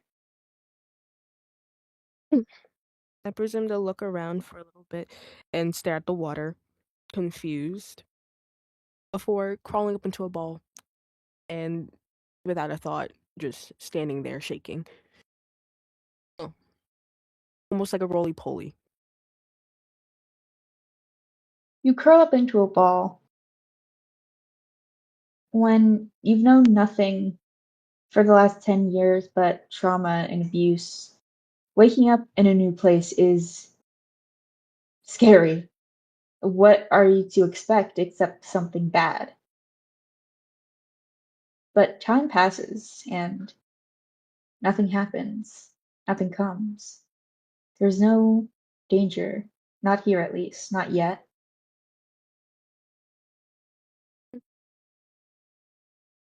Good. Okay. I slowly get off the branch, like very cautiously, letting my feet touch the ground before looking around me to find what seems to be a stick. But as I come closer, it's a flute of some sort. I pick it up and hold it tight to me. Not sure what this is going to do for me, but it seems to be a nice trinket. This shit. Yeah, that's what I got to say.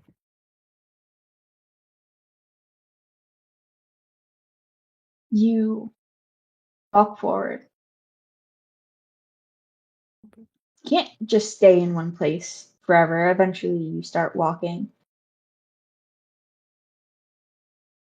Eventually,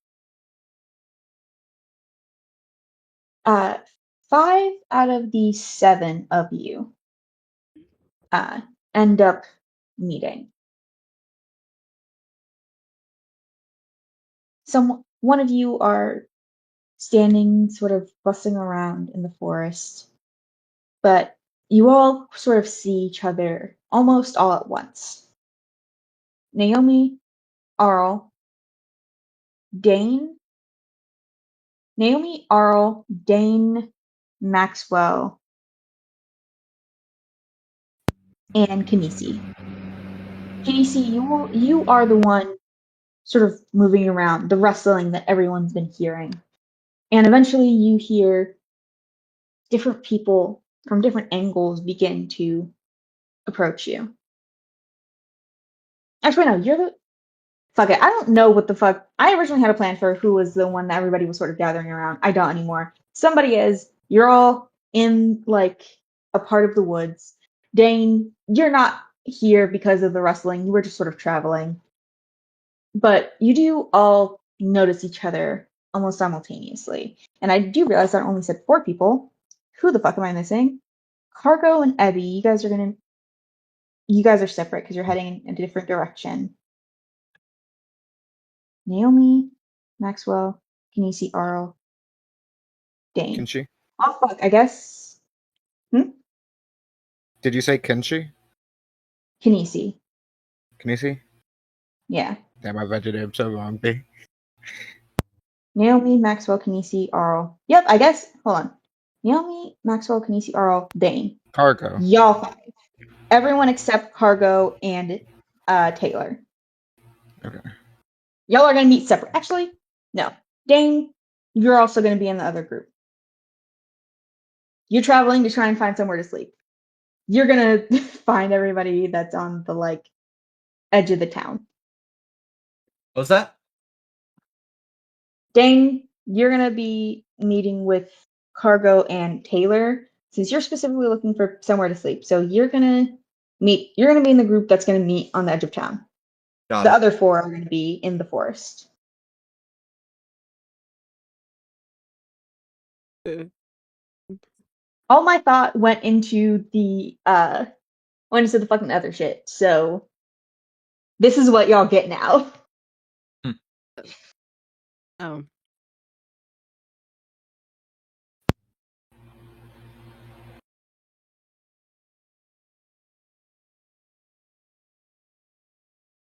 wait, hold on. What? Repeat that. The last part.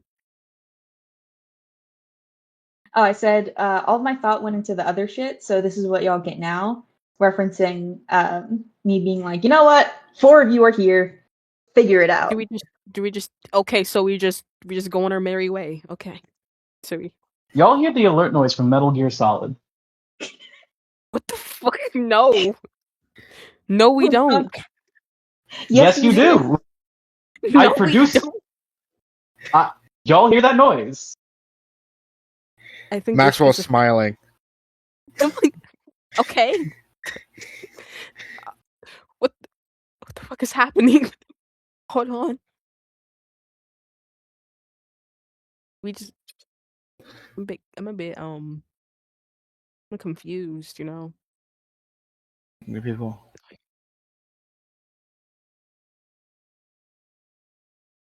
Do we just what do we do? You talk. That's it? Okay. Yeah. Like role play or like just chat? Yeah. Wow, Yeah. I played that sound. I did not think it was going to be that loud. Jesus Christ. I actually I can't didn't. hear B is. anything. We didn't hear that shit. I played the Metal Gear Solid sound that Ro put in chat. It was very loud. I did not know that was like, I know that sound obviously. I didn't know that it was from Metal Gear Solid. Same. I didn't know either. Do I have to be like It's the the Metal Gear Solid alert sound? What are you talking about? It's when you get fucking caught.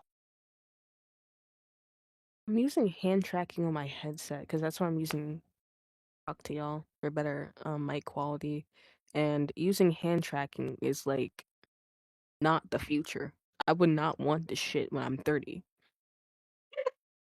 I would not Fair want hand enough. tracking on anything. I don't want a fucking hologram. I don't want to. Yeah, I'm gonna be one of those like Krugers. Like back in my day, we had to use our fingers to touch our.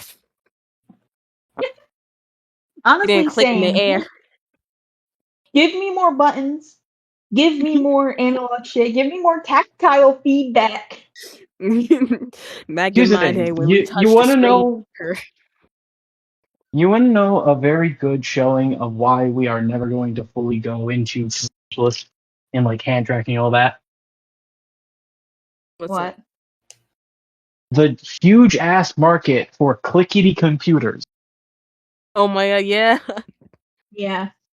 More. The huge ass market for like typewriter feeling like keyboards. We like the old tech. We want to keep it. Where Yeah. clickety clicks. We should have Clicks make stopped. sound that are good.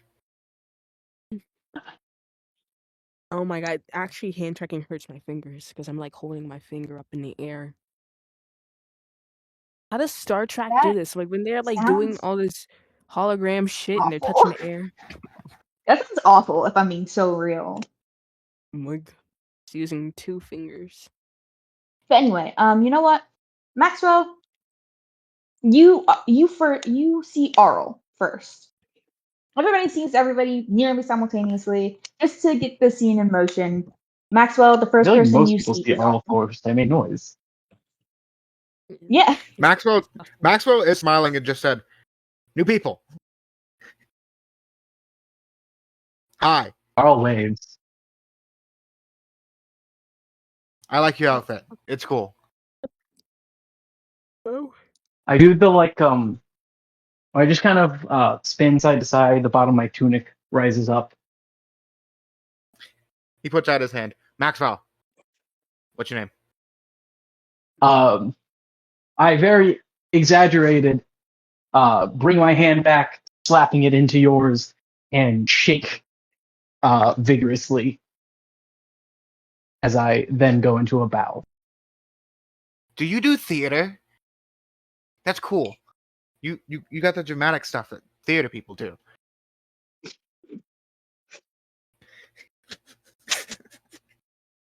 Peter Kid energy.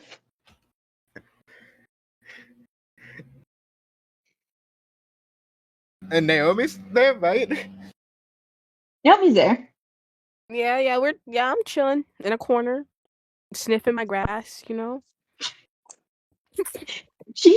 Naomi It just sees sounds like all of these people. Naomi's doing hippie stuff. She's like hugging a tree for dear life, trying to talk to it, you Naomi know. sees all of these new people, and her first instinct is like, no, and like hugs the tree for comfort. Exactly. She stares off at both of them and then starts trying to basically hugging the tree so much that it looks like she wants to merge with it, you know? I imagine she's crying, so they can just like see like gold liquid. Money. Yeah. Maxwell looks Money. at Naomi and looks back at Earl. What? Do you have any clue what that is? That's. I'm sure she's cool, but that's kind of creepy, and I don't do scary stuff. I march my way forward over to Naomi, Oh, we're going that way reaching now. out a hand. Okay. Well, She reaching out a curls hand with a nose. bow. Kinesi She is also her there, by the way. definition The is to person with curl the up black into a hole in ball. their eye. I don't know if she's awake. I texted B when I texted B. I don't know if she's awake. Beatrix. Yeah. B. B. B. Beep beep beep beep beep beep beep beep beep What's the beep beef? beep beep beep beep beep. Okay. I'm gonna This doesn't disconnect seem to be her. working. If she comes back in, she's awake. But if not, she's sleeping. Y'all saw Kinesi, and then you saw her disappear.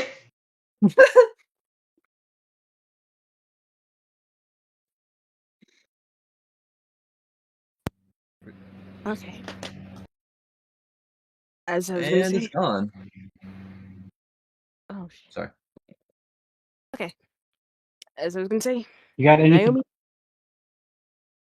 Go ahead. Go ahead.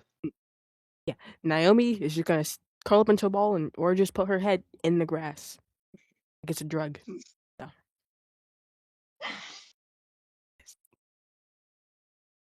Maxwell leans down and Carl smells looks the over at Max.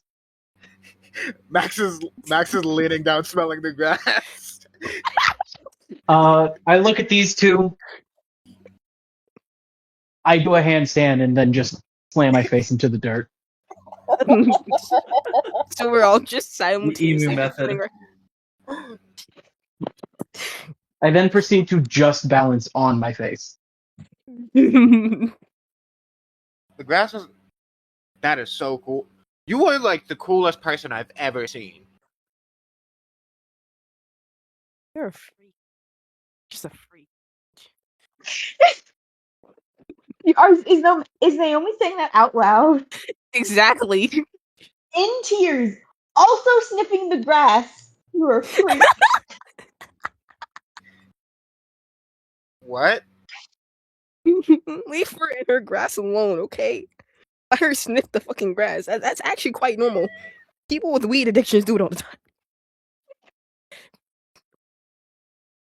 Okay, but like, So, you can't say you're a freak for also sniffing the grass. see, like, that's my thing, okay? That you can't do my thing. You're just a copycat, you know?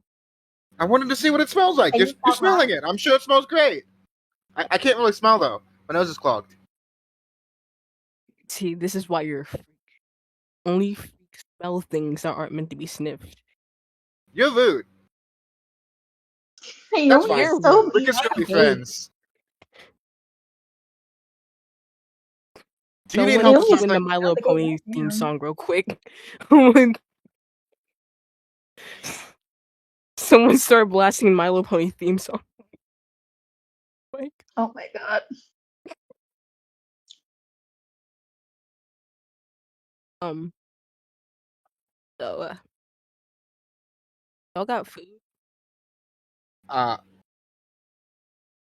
Max looks into his bag to see if he has food. I clap my hands together and point a finger upwards. I then pull something out from behind me. You see me pull out like I don't know if y'all are gonna know what this contraption is. It looks like a small little silver box with a grill on the top of it. He sets it down. You hear some clicking noise, and you see a little flame come out. He then pulls out a frying pan and sets it on top. After a moment, it heats up. He cracks 2 eggs in and starts cooking. Did you just make an oven? That's cool. Naomi's tweaking out, like, like just twitching. All looking off. He doesn't have a bag on him, by the way. Did you pull that out your ass? You hear a like clicking noise of like click, click, click. Kind of a tisk, tisk, tisk as he like wags his finger.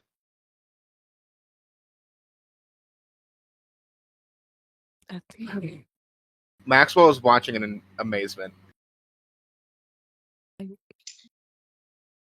Yeah, thinking, sorry. So what are those yellow things that you're cooking on fire?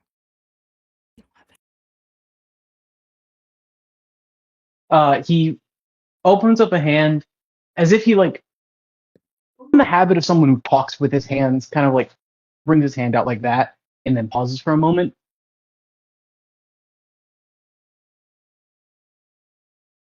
Um, and then he closes his hand and then opens it up in just like a wide spread.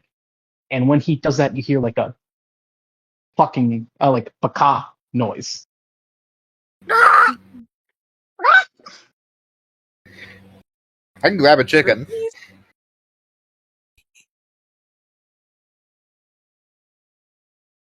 What's a chicken?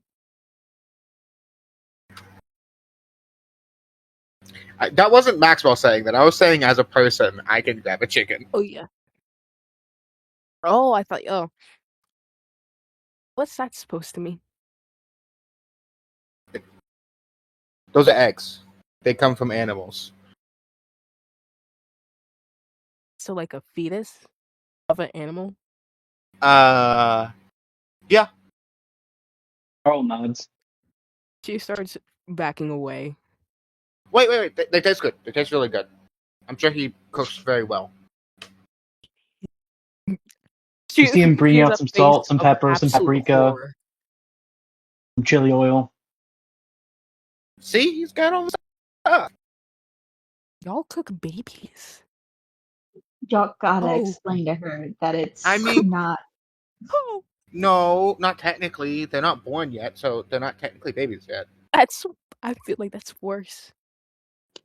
Well, they're not even conceived, but I can't say that. And Maxwell doesn't seem like he has the ability to. Y'all are all Can't sorts talk. of messed up Maxwell around here. doesn't know. Maxwell doesn't know what this is. I- as Here's a the thing, person, Arl didn't say that. I can't do that. I can't talk. I didn't say that. Oh, he's a mime. It's just, Right? He's a harlequin. I mean, I haven't talked so far. Oh, so just all with his just hands. Yeah. I mean, you hear sound effects, but they don't seem to be coming, like, you see the sound effects you've heard so far seem to come from his reactions, but they don't come from him physically. Oh, that makes more sense.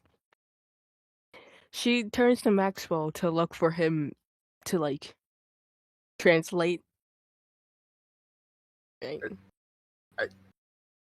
I don't know what he said. What do you mean you don't know what he said? I just met the guy. I can't. I'm sure he's speaking like. I heard there's like. You can talk with your hands. I know that's a thing people can do. I don't know how to do that. And why do y'all sound the same? What? If you're not related. Sound the same? I don't even. He doesn't speak. He hasn't spoke. We don't. Exactly. I mean, does it sound like Maxwell isn't talking to you? What does that statement mean? Maxwell starts scratching his head. Arl mirrors it. How do Maybe I just put stay this for the in a food. less offensive way? You look alike. You know, not sound, but look alike. Maxwell looks over at Arl. How do you know what he looks like? He's covered fully. He's in that cool outfit. Well, thingy. I mean, shape. It sounds like I'm gonna body shame you, but I mean, yeah, I'm an elf. I don't think he's Arlie. Not. I don't know your name. Sir, are you an elf? I shrug. Yeah, yeah, you can call me that. I'm Naomi. What's your name? Maxwell. Also, I hope you know I can barely see you. By the way, she just points to her eyes, which are like no pupil. She's like, I can't really. Oh, you I have can bad only see eyesight. you. Okay. Yeah. Yeah, Yeah, you we look don't like look alike. Oh, is that why you both look like blobs to me? I mean, there's glasses. I'm sure we can try and find you glasses What's a glasses? somewhere. They help They help you see better. If you have bad eyes, they help. I'm supposed to have glasses, but I don't wear them. So drugs, No, you put them on your face. I'm pretty Yeah, sure drugs are the go thing. on your face and mouth. No, Sometimes the no, rectal area, but that doesn't really. not. I just look at Earl silently. I act as if I'm holding something in my hand. I make a circle out of both of. Well, I make a circle with one hand on using my thumb and pointer finger, and then I do it with the other. I put the circle side by side and then put them on the bridge of my nose. As if I am mimicking glasses. Those are glasses. What he's doing now is glasses. You're a he, right? Looking at Earl. I walk behind a tree. I come back. I nod. Does he not have? Cool. Runa, you've never heard the word he in your life. Exactly. That's what I was trying to think of what to say. He, like heat, like is that like a shortened way for heat? No. Like fire. He, like he and him. Words to describe a man. What's him? You know what a man is, right? Oh, you don't. Oh, I know I may be asking like a what, but there's probably like a really, really detailed biological explanation. Okay, excuse me. I have a question. Yes. You're not human, right? You're not human. You're not an elf. If you're not, how do I say that? He pokes his ears. I think I am. No, you're wrong. Like you're not supposed to look like that. Like it might be. What's the word? Are you doing a racism? Disabled? I've heard of this before. I've No. never experienced it. I'm like not that. It's like disabled.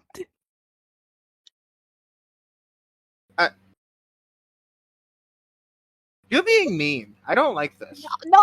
I put my Not hand disabled, but special. my hand on my chest and kind of lean back a bit, kind of like a sign of offended. No, clutching. Is a man what do you call it? A disease? Depends who you ask.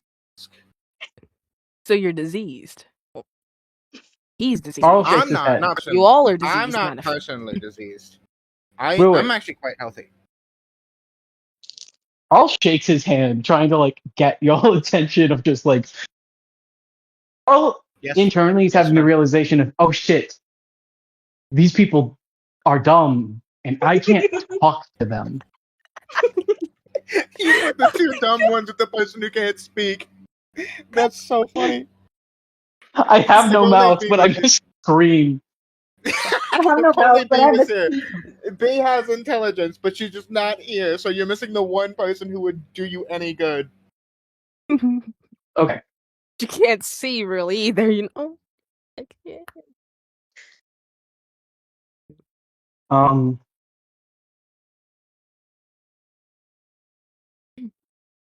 Arl points at you. You was very specific. Naomi. There's two of them. Okay. Okay, yeah. She like she's squinting really hard. Arl puts his hand like above your head and then puts his hand closer to the ground, kind of indicating smaller. Oh yeah, you are a bit. Yeah, I also think you're a And little then bit pleased yourself, you know, Mister. You and are pretty. then you see a projection of a question mark appear in his hand. A woman? I think he's Shake's asking why head. you're so short.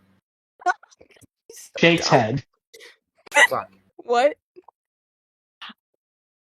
Height? Mm. She turns to wax melt. What? Wax M- melt. Wax melt, my bad. Maxwell, Like, I've I never heard it make a mispronounced like hand. that. I make a hand gesture of like crying, and then put my hand back towards indicating small. she just says, huh. She grabs I don't know if you guys used to do this as a kid. She grabs like a rock covered in like halfway dirt and like peels it like a tree slightly this and like indicates to write, like tells him to write what he's trying to say. Like sentence. It's a rock.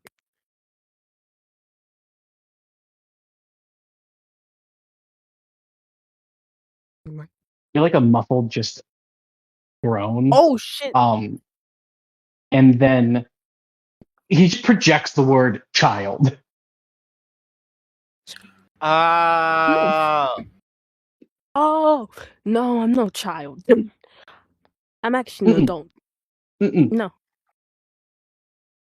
Kind of like points You backward. pregnant? She's- Shakes head. Okay, both of y'all make an intelligence roll for me really quick. oh my Okay. god. So okay. Either that or a give me flat intelligence or give me insight. Intelligence. Why? Insight's You better. have a better wisdom. I got 22. I got a 22. Let's go. How do I roll Girly, mine? your intelligence is a -1. Your insight is at least a 3. And also on D&D Beyond, you know how to get to your skills, right? Skills. Yeah. If you just, I'm pretty sure if you just click on it, it They're rolls it then in for you. alphabetical order. Yeah. Yeah. Yeah, you have proficiency in insight. You have a Oh. +6 then. Oh, I actually just don't know what he's trying to say. Did you Like, roll? out What of did you roll What'd on you your roll? insight? like which dice though? It's a D20, the 20 side. Again, if you click it, it should let you just roll. Unless I'm freaking If you click on the number, it'll roll automatically. 6. But if you Oh, 9. have My dice, bad, you'll 9. roll a d20. Yeah. 9. You got a 9. Maxwell, Yeah. what Yeah, did you you make roll? it. I got a 22. 22. I'm Cool. pretty sure When you were a he's asking child. how you make children. When you're a No, child. Ah, never mind. you were a child. Maxwell repeats that. When you were a child, just When or like are you a child? when, past. That's why you When pointed was I a backwards. child? It's like Okay. when you were a child. Yeah. Or you were a child, actually, is a better way of saying what I'm trying to say. Sorry, my thoughts were jumbled up because I was trying to put words into movements, and so now words are getting jumbled in Gabriel's brain. Okay, yeah. The question he's trying to ask is, you were a child, You were a right? child. Yeah. She thinks for a second. Yeah, I was. I think we all were children at one point. I don't know about the diseased ones that you guys are talking about. We nod. Well, we shake. Well, Arl shakes his head and then nods when you say disease. What? She's like, "Whoa, what?" um, Um, she just sits there for a second thinking. Are you asking how I was made? she also shakes his head, but then actually, wait, holds up a finger, nods his head. Oh, well, on my point, we have these wasps that go into fruits, right? The females lay eggs there. Okay. Nods. We are pretty much conceived the same way. We are birthed by fruit. With a woman. Woman gives birth and kind of Nods. impregnates and gets impregnated. Repeat cycle by a fruit. That's it. Nothing else. You were the same way, Arl right? reaches up into the nearest tree, hopes to fuck that he picks up a fruit, and if he doesn't, he's just going to use prestidigitation to make one temporarily, being that is a thing I can just do. Love this spell. It's not real. Don't worry. You reach We up. can't eat the fruit. There's not a fruit tree, but like you reach up into like the leaves, and in your hand there's a fruit. Okay.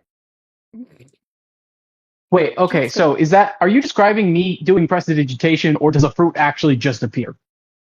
A fruit actually appears. Okay. Arl looks confused at this.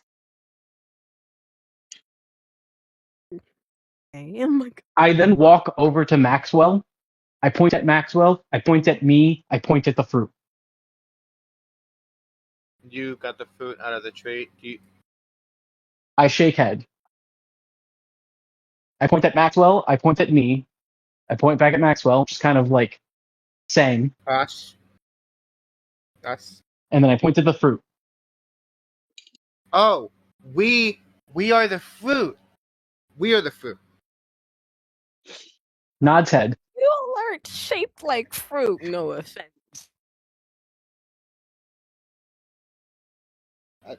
Okay. So, Arl has realized y'all are in need of visual aids, so has decided to do this much easier. Points at me and Arl, and makes a projection of the word M in his hand. Do you mean Maxwell? Sorry, me and Maxwell. Points at me and Maxwell, kind of doing the thing of same again, and then puts a projection of M in his hand. Y'all. So you guys are sperm of your in a way. Holds up finger. Just wait. So, E Maxwell, M. Points at you, and then makes it F in his hand. You as in Naomi. Points at You Naomi, two makes an F in have his hand. different genders. That's wrong. Nods. she makes she Different she has genders. this thing and she goes like, You don't know what genders that's are. wrong. I wouldn't assume you know what genders are, but technically you did say the correct statement of we have different genders. They do have the Concept word of gender. genders. Naomi, you barely know what you're talking about when you say the word genders, but then the definition of genders is like beamed into your head. And you Oh don't know my where it god. came from, but it's there now. So that's when she asks. So then he puts the M and F together, and you see a plus sign appear. So, so I have a question.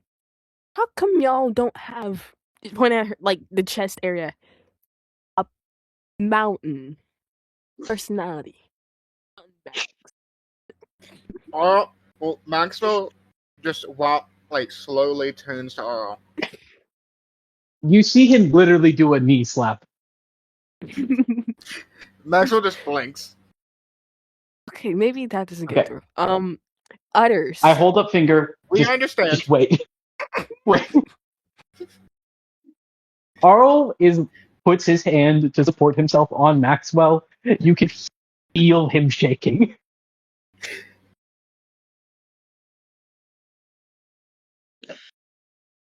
Takes a deep breath in. So, goes back to visual aid. M plus F. And then you see an equal sign. And then he does like the rockabye baby fucking arm movement. We get that, but how if you guys don't? How do you feel? So woman has. What do you guys do You when know what? the We're gonna child is born? fade out. We're gonna fade out of the Damn, I had a organization.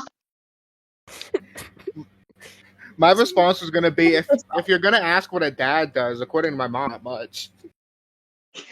Okay, go ahead and give your response, and then we're gonna fade out before this conversation continues.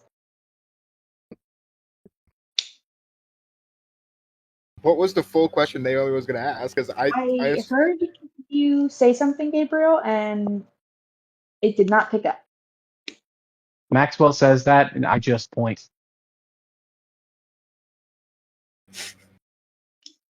My audio still being funky?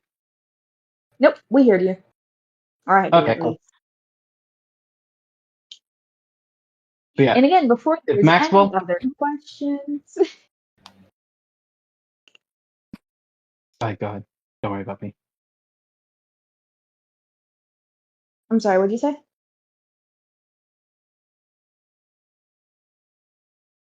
Gabriel? I said, don't worry about me. Go on. Sorry. Yeah, I was.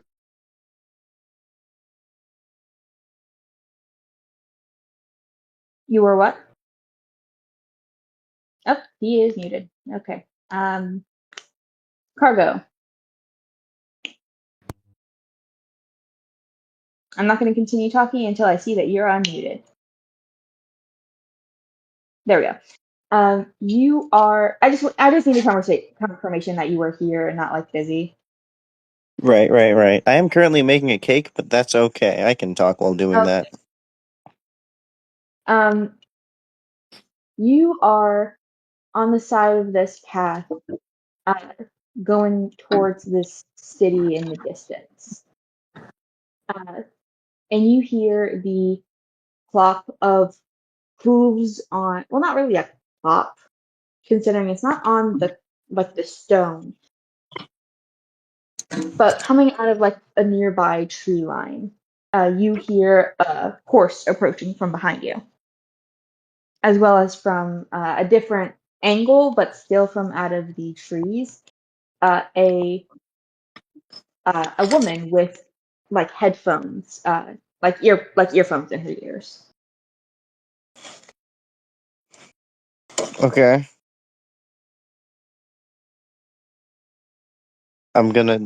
Cargo's just gonna start going towards the city faster?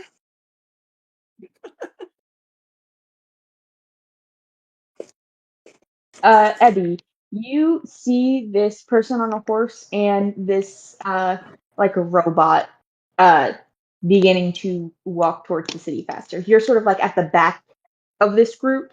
Um, Dane, you do also hear somebody behind you since I assume that you're paranoid enough to have a good awareness of your surroundings, as well as you do see this robot. OMG. Hi.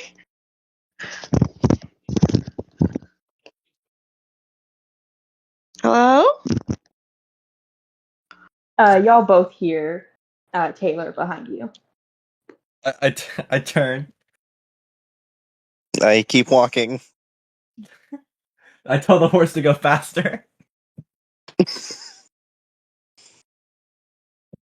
Like Where are you fast forward. going? I also keep going faster because at this point it seems like I'm about to get robbed.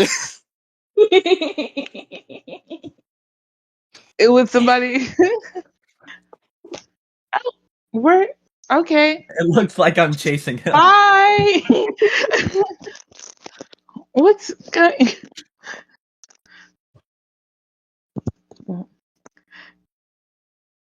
He yells back, "You can't have none of it. You can't have nothing. I don't know what I have anymore, but you can't have any of it." Why would I want anything? So like I'm imagining Cargo is running.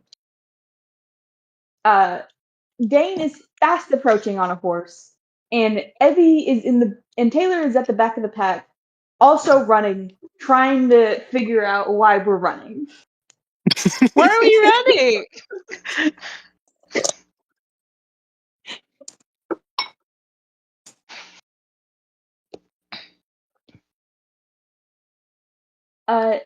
Actually, Taylor, when Dane originally turns around, like you weren't sure seeing him from the back, but when Dane turns around, you notice eyes, face, skin that is not pure glowing white, scars. This is a human, not a horse. Oh, and as I get close to Cargo, I think my horse gets scared and I get thrown off. I will roll a dex or whatever to outrun the horse. I'll do it. That is a pure question of speed, and you're not outrunning the horse. Why not?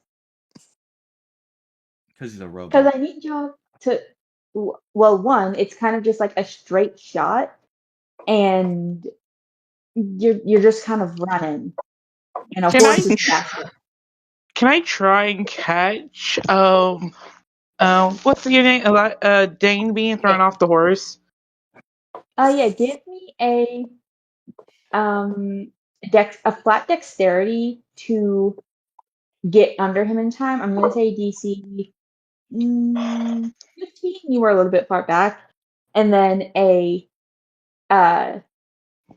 strength to not, collapse under him. Yeah, it's not going to go well. I'm just going to let you know. We're just gonna do it. Mhm. Um, that you said flat dexterity, or Yes, can I do acrobatics? It's not going to matter much. flat Flat dexterity. flat dexterity is an 11, and strength is a Okay, so you 13. don't get under. So the strength doesn't matter. Okay. You don't get there. You like rush forward. He like falls at your feet. Like you were just short. Ugh. And as you like look down at Dane, who's been thrown off of his horse, you feel your features kind of start to shift. Like Mhm. you're not sure if it's like actually visible, but like you can feel like parts of like your body kind of like you know that you could change things around to look like the person you're seeing. Mhm. Mhm. Uh, oh my gosh, are you okay? What does it look like? Well, I don't know. So, can you move? Are you good? I can move. I can move. He like props himself up, Are turns you around. human? What? Are you a human? Yeah. Yeah. Well, you're my first human that I've ever met. Nice to meet you. What's your name? Dane, where's my horse? He looks around. What? Uh, I think uh, it went that way. Taliesin has like sort of like skittered off, like backwards, but hasn't gone very far. I go up to Taliesin. Easy, boy, easy. I'm assuming Cargo is still running. Yes. Cargo is so far in the distance. Cargo is not a part of this scene anymore.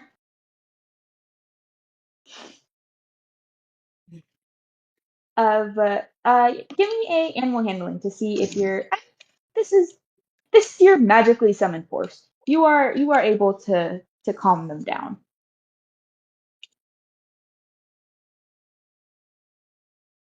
Can I I ask rolled. you I a mean, question? yeah, sure. What do you like? Uh, my horse Really? living. Oh, I've never thought about likes horses. Do many humans like horses? Do all humans like horses? What's it like? Is that why do you like horses? Uh, that's a lot of questions. Sorry. Okay. Like I said, you're the first human I've ever met. Are we? Oh, is it?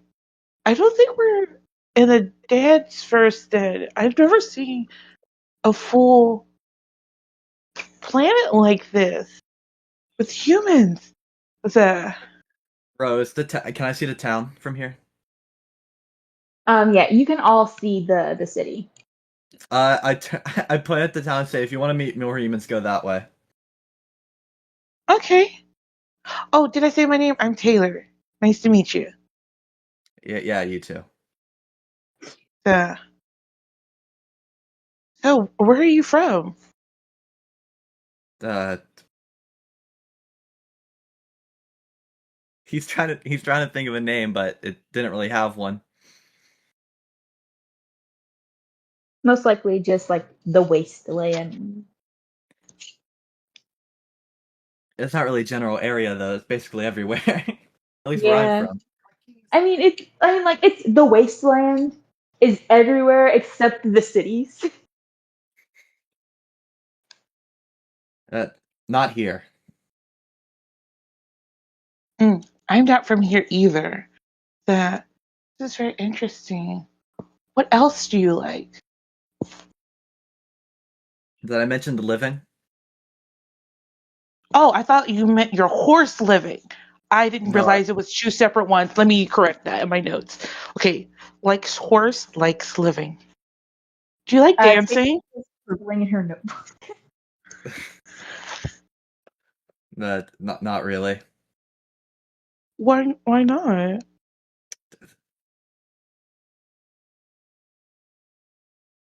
Huh.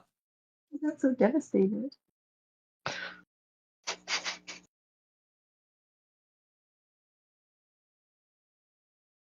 I I don't know. I just never did it. Well, I could teach you. Would you? I'm a great coach. I teach dancing. I can always show you. It's very No, fun. no, thank you. Ma'am? Question mark. He didn't say question mark.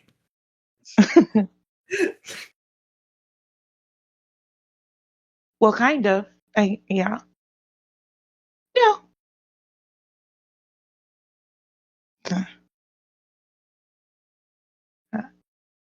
Uh, I thought most humans like dancing, right? I thought humans like dancing, right? I wouldn't Is know. that not true? Have you ever met humans before? Yeah. Not really in a position where we'd be dancing, though. He gets back on his horse. Why wouldn't you? There's places that don't dance? Not where I'm from. Oh. You sure you don't need dancing? No, It's thank pretty you. much all I know how to do. Yeah, it was 2010. That's so sad.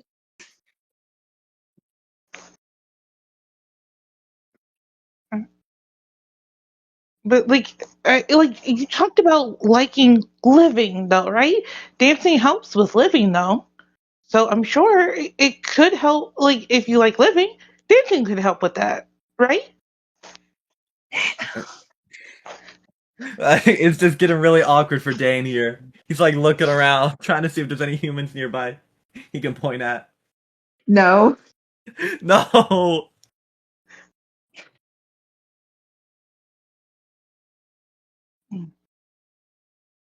I unfortunately do need the two of these two to become best friends.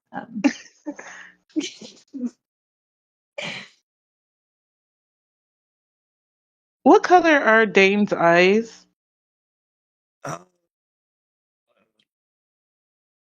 Hashtag green. Green. Why did you say it? It's. I've done it so much I can't stop doing it.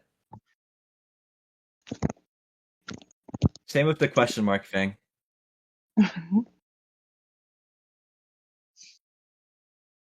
Well, I don't know where to go then, but uh, do you know there's places that do need dancing?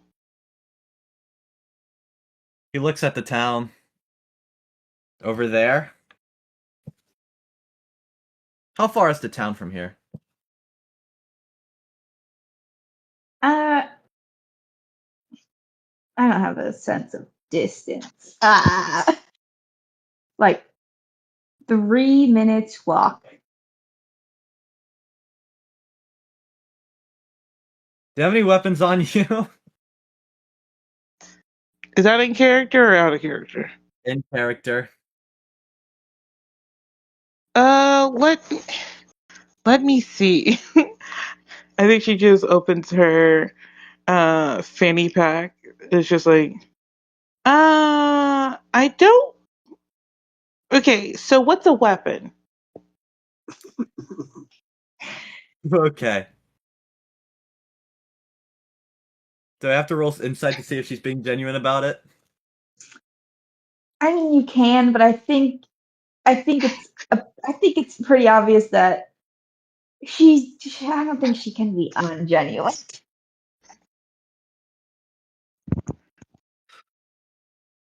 Get on the horse. We're going to the town.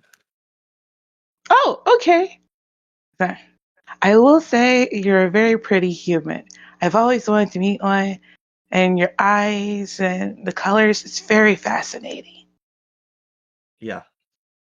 And then I set off to the town. Hoping to get this person off my back. Unfortunately, you have done the equivalent of feeding a stray cat. Yeah. Which, hey, great for roleplay. And I wonder where that robot went to. I've seen robots in my world, but he looked different. Yeah, me too. I think we're gonna fast forward a bit, not completely to the couple months of downtime that you guys are gonna like fully get into, but maybe like a couple of days. Cargo, Dane. Dane, you came here intending to get this woman off of your back. Abby, if you could tell him about how well that goes. Oh, just not well. She's probably asked you so many questions about humans and humanity. Like, you're not the only one. Like, she'll ask She's others. asked I don't. me. She's asked the wrong member of the party to ask about humanity. Like, You guys have not met with the rest of the group yet. Um, like the crop. Evie, you've seen other humans at this point, but I think it is fair to say it's like a duckling imprinting on someone who is not a duck. Yeah. I do think that, like, of course, she's smooth, pale white. She does, like, how does that stand out much to people in this world? It definitely doesn't seem to be the normal, but it's a level of odd that people seem not to question. hmm I think after a few days, she has eventually, the more people she's seen, she's fascinated by each one, especially people in different colors. And so she's like, oh my God, is that, but he was right. They do come in different colors. and, What about the that, and she sees like probably a very beautiful dark skinned woman. And I was like, I want to, and like that's who she's imitated. Look, she's imitated right now, and because this is the first one, so she's like she still has the same outfit on, but her skin is very dark chocolate with Yeah. big wavy hair and dark brown eyes. As kind of as she still, hangs with Dane. can't get Dane, you I think have just accepted that you cannot get rid of her. It also weighed too heavily on your conscience Yeah, to sort of I could like not. just boot her. and I need to finish this tonight because I did say I'd read it all tonight. Yeah.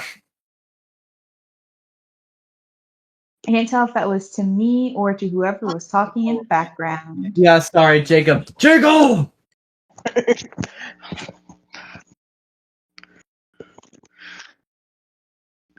Are we good? Are you good? Oh yeah, I gave him a pretty please to be quiet. Anyway, what'd you say? I said you it becomes pretty apparent to you that you cannot get rid of Taylor. She's just sort of with you now. Um, it probably weighed too heavily on your conscience to just sort of boot her anyway. So I think she did turn into you once at the beginning, and I don't think you liked that. And he was like, So don't fucking do that. okay, I will. that, and because like you said, it is the burn side on the right side of the face, Yeah, no, left side. left side. Okay, visually right on the left side of the face. Okay, gotcha. Because it is me. Because like I think it just she shifts like naturally, like since you're the first human, like that's what she first shifted into and didn't know what was going on. And when you said don't do that, she goes back. She definitely respects that. Okay. It definitely would have given him a scare when you first did it. But eventually, Dane. But why? You're so pretty. Eventually, Dane, you have sort of separated from Taylor for the day to go get supplies. I don't know if you've settled into the town, but you've kind of just sort of like it seems not safe here, but people don't really mind you. They don't pay much attention to you. You've been able to go about your time fairly easily. You spawned into this place with a bit of coin to your name, and just like a sort of pouch. You didn't fully recognize it at first, but you were able to see people like spending it. So you were able to work out like about how much everything's worth. and were able to get the like two of you like either a room or rooms for the night. Taylor also has like her own money as well. You are out for the day getting supplies, food that isn't hardtack or like Bug. halfway to rotting or a bug. Um, and as you are waiting in line for whatever reason, uh, Cargo, you at first don't notice because you've sort of taken a bit more to the uh, city sort of attitude towards everything of like, nah, I don't fucking care. Um, so it takes you a bit of a moment to realize that the person in front of you, again, you didn't recognize it at first because like there aren't many like full like robots around, but there are people who have like cybernetic enhancements who don't seem to be tortured by the fact, which was an adjustment. This entire city is actually a little bit more up your alley with it's not quite the same, but it's recognizable at least to being somewhat similar to the cities to the big like metropolitan cities that you avoided, though a lot toned down, making it a bit easier to stomach being around. But there are people with like metal attached to them in ways that they don't seem to mind, at least. That doesn't seem to get them ostracized. So you don't fully recognize when the metal head in front of you is attached to a fully metal body because this is the robot that ran from you. Huh. Like in character, he's say that. Cargo's definitely in this line looking for people to steal from. He is not here for whatever the line is for. Yeah, give me, I guess, a stealth slash sleight of hand versus perception as you are trying. Actually, give me a sleight of hand versus perception as you are like pickpocketing the person in front of you. Okay. Can I roll perception too to see if I can see him pickpocketing? You know, you are the original one I'm rolling perception for. The person in front of you isn't gonna fucking notice. Hmm? Let me find a dice. Hey, there's a dice. Oh, no, there's not. Is that a dice? That is a dice. Wow. That's a 9. Sorry, I Is was it a trying to 9? Let me mute, check. but it wasn't working. What'd you say, Bruna? I was trying to unmute, but it wasn't working because I'm still on hand tracking and it sucks. Okay, is there a reason you're unmuting? You're not in the scene yet. Okay, my bad. Weird. Oh, actually, it's a 10. Cool. You What? gotta beat a 10, Elijah. Oh, it was an 18. If only I hadn't rolled a nat 1. If only. So yeah, Dane, you see Cargo pickpocketing this person in front of them. I'm minding my own damn business. Guys, we do need Yeah. a scene to happen between y'all. Y'all gotta meet some way, shape, or form. Yeah, you're right. You're so right. My Like you character don't would have to, like you don't have to like bring it up. Like here's the thing, you don't have to bring it up in a you shouldn't steal way, or even in like a moral way at all, or even while you're still in the line. You can wait till you're out of the line. But you gotta bring Just, it up. you just gotta you follow me gotta and grab more interact with people. this man in some capacity. Oh, I got a role play in a role playing game. Damn.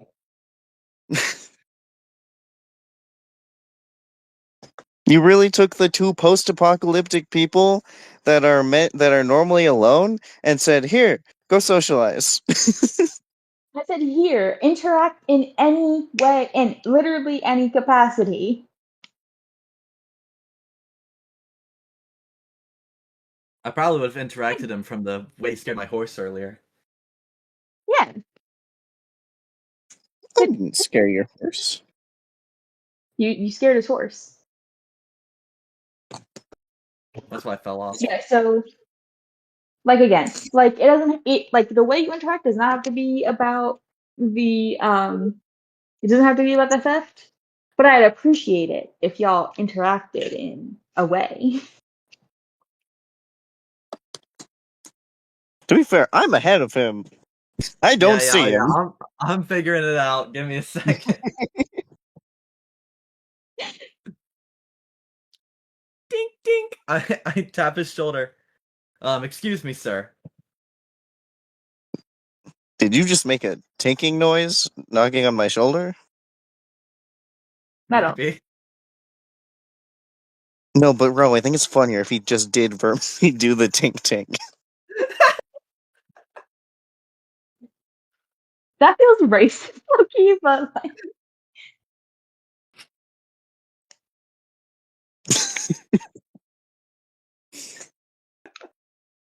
also it feels a bit goofy for the character, but that's up to Elijah's discretion. It's too goofy. I gotta play a serious character for once in my goddamn life. Yeah, so you Hello? I'm still there. He thinks he made that sound. What'd you say? Hello? Excuse me. Do I know you?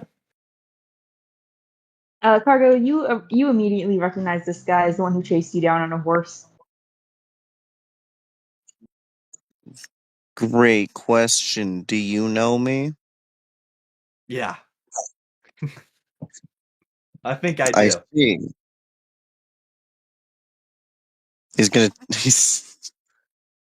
Yeah. you see, Ro, I really want to just say he turns around and walks away, but I know you want us to interact with each other. So we're gonna fade out of this conversation, and we're just gonna say that eventually, that somehow, like through a series of continually frustrating events, eventually Cargo is a part of the little three-man band group going No, on. Ro, I have a Hear way me to out. make Hear it. me I out. have a Hear me way out. to do it. That's why Okay. I didn't make him walk away. Okay, continue then. Gabriel said, someone said to hear me out, and I would like to hear that I out. My hear me out was gonna be this happens 20 more times and you're like, okay, this guy isn't gonna rat me out or anything. I guess I can trust him.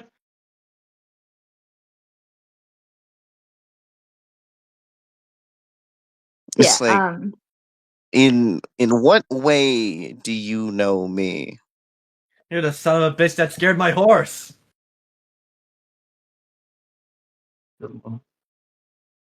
The horse that was chasing me? The horse that was running away. From what? I was running away from you. I was running away from the woman.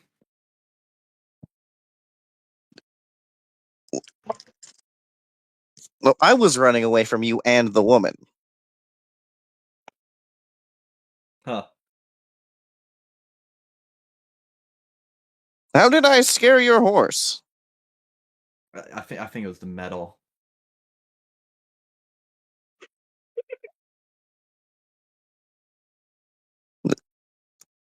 Why would your horse be afraid of metal? That's a good question.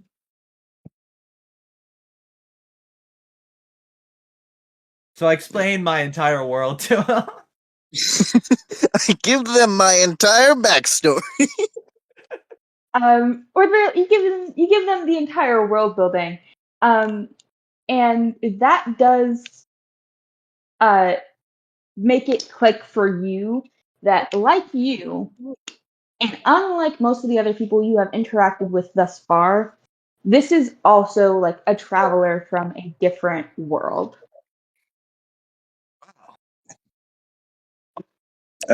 So you're not from here, I guess. No. You're not listening to the backstory?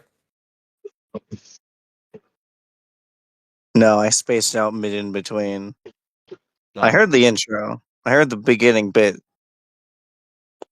where you so where I was from, and then blah blah blah, and then you started talking about apocalypse stuff, and they got distracted, and then I got this guy's wallet while you were explaining, but that's different.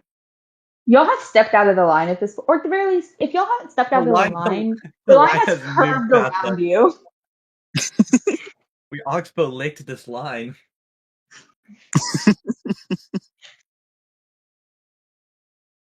Picked every person who's walked past him's pocket.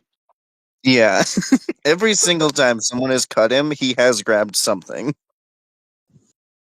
He's like a pile in his arms. Um, but yeah. So again, moving Okay, well forward, I'm not. I'm gonna say that we're gonna move forward about a week. Y'all are begrudging allies, casual acquaintances. Y'all know each other. There's some We're aware maybe of each other's existence. you. There also has to be some level of like not Yeah, working together, but being around each other, or just like there's some level of we solidarity tolerate in each the weird other. from this world. Ebby also meets Cargo. She's a lot. Or Taylor also meets Cargo. She's a lot. You're not a So human, so she's not what as is appealing to stealing? you. So why do you steal?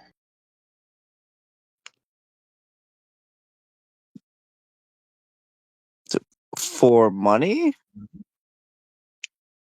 Don't people just give you things? If I was robbing them, yes. Like if I had a gun, normally they would hand them to me. No, but aren't people just like? But if you ask them, do they not just give you things, or not just ask them? Again, if I was robbing them, yes. But but if you ask, you don't need to rob, right? No, the asking part is kind of important for the robbing. Because how else would they know that they're being robbed? No, I'm That's not what talking about robbing. I'm like, why are you stealing when you could just to ask them, to help you out. If you need help, just ask somebody for help, right? No? I Okay. don't think So that's how that works. how what works? so we're gonna move forward about a week. This conversation does last a week. Yeah, she's trying to understand the nature of not having inequality in the system. That you need to steal and not just giving things.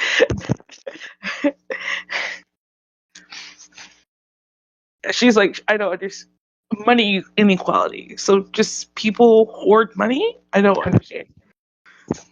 Yeah. What do you mean? It's wrong. Like, not everybody's your friend. Like, what? What?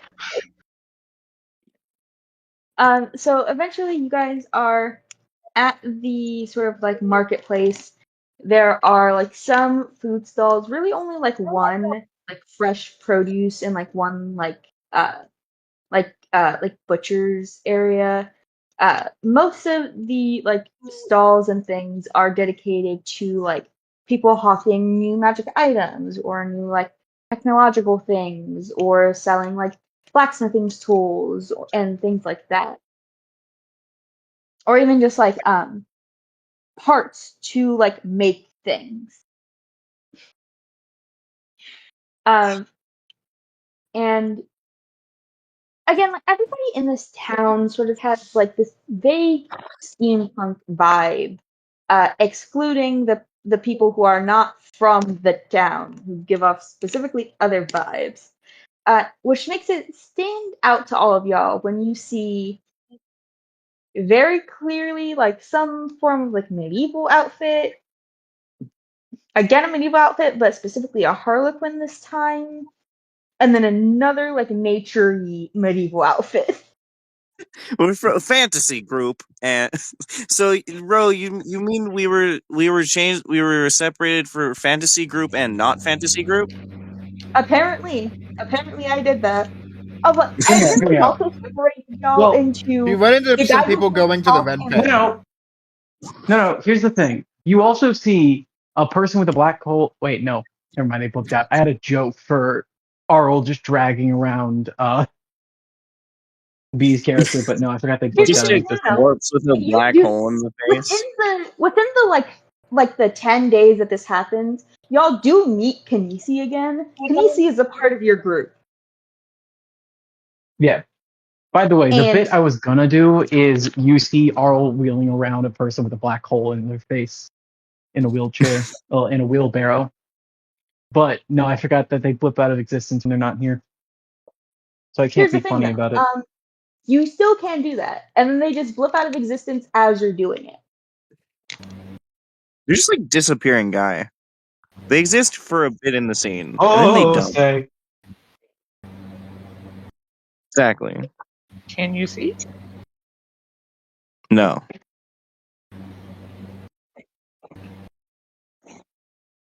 And then medieval group over, like fantasy group over here, notices dystopia pair and then hyperpop bitch.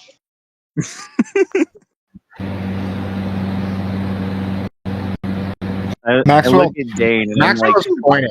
What is going on in your background? Is there a lawnmower? there's a fan, I assume. In my background? Yes. Yes. Your fan's actually notable today. Is it still there? Not nearly as much. It's not on. Weird.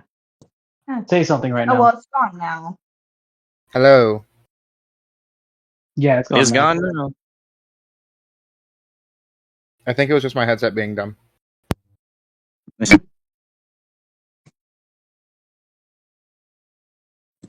Yeah, You y'all gotta all see like Creepy see each Smart. other from like across the road at the marketplace, and it's immediately clear that you all stick out like a sore thumb. Arl waves. I turn to Dane and like that one is waving at us. What should we do? Taylor Maxwell's waved back. pointing. Taylor is Maxwell's Don't already wave pointing. back. waving back. Don't do it. No, stop.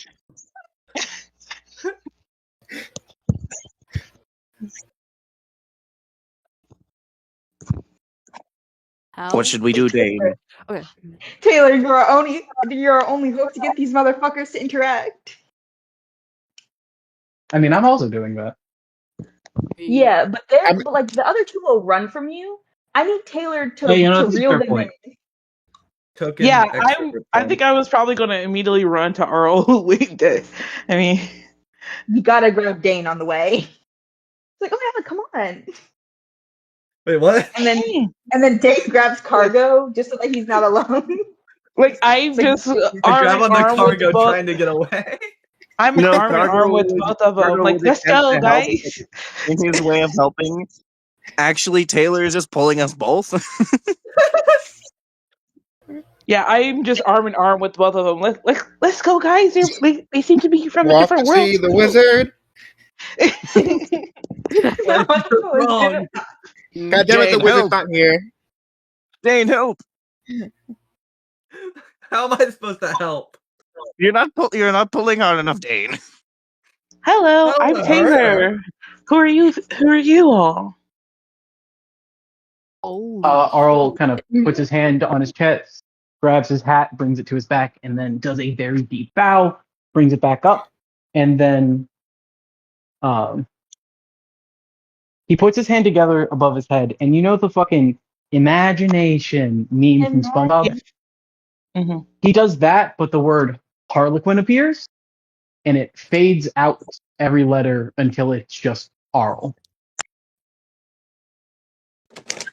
I think Taylor is just so excited Maxwell and mumbles. claps. Sorry, guys. I'm sorry. I gotta interrupt a little bit here. Naomi has been trying to say something for like the past like 5 times somebody has spoken. Oh, All right, go ahead. Wait, by any chance, Tay, are you like in a human form? I You did say that you were probably. largely living as a black woman instead of the like Okay, pure that's what white. Naomi's just gonna be pointing the whole time because she has not seen another black woman since There Mhm. are her black world. women There are here. black No, women in this she's just town. like We've pointing. been She's here for like like a pointing, like, week. oh my god. It's like, We've There are been black here for women in like this 2 town. weeks. There's been Ooh. multiple of he's them. conveniently been distracted every time one walks Every, by. every time you see a black woman, you're captivated, like the lesbian you are. oh my god. Seriously, it's another woman with fun bags, except not these weird bean sticks. Oh my god. What do you Every mean time you Max, know what those are? Did you every look? time Maxwell Like, has who told tried you to that? tell her to go for it. I didn't tell you. She found a anatomy textbook. She found a porno mag. OMG, are you a human too? Not quite. You're not? You No. look so much like a human.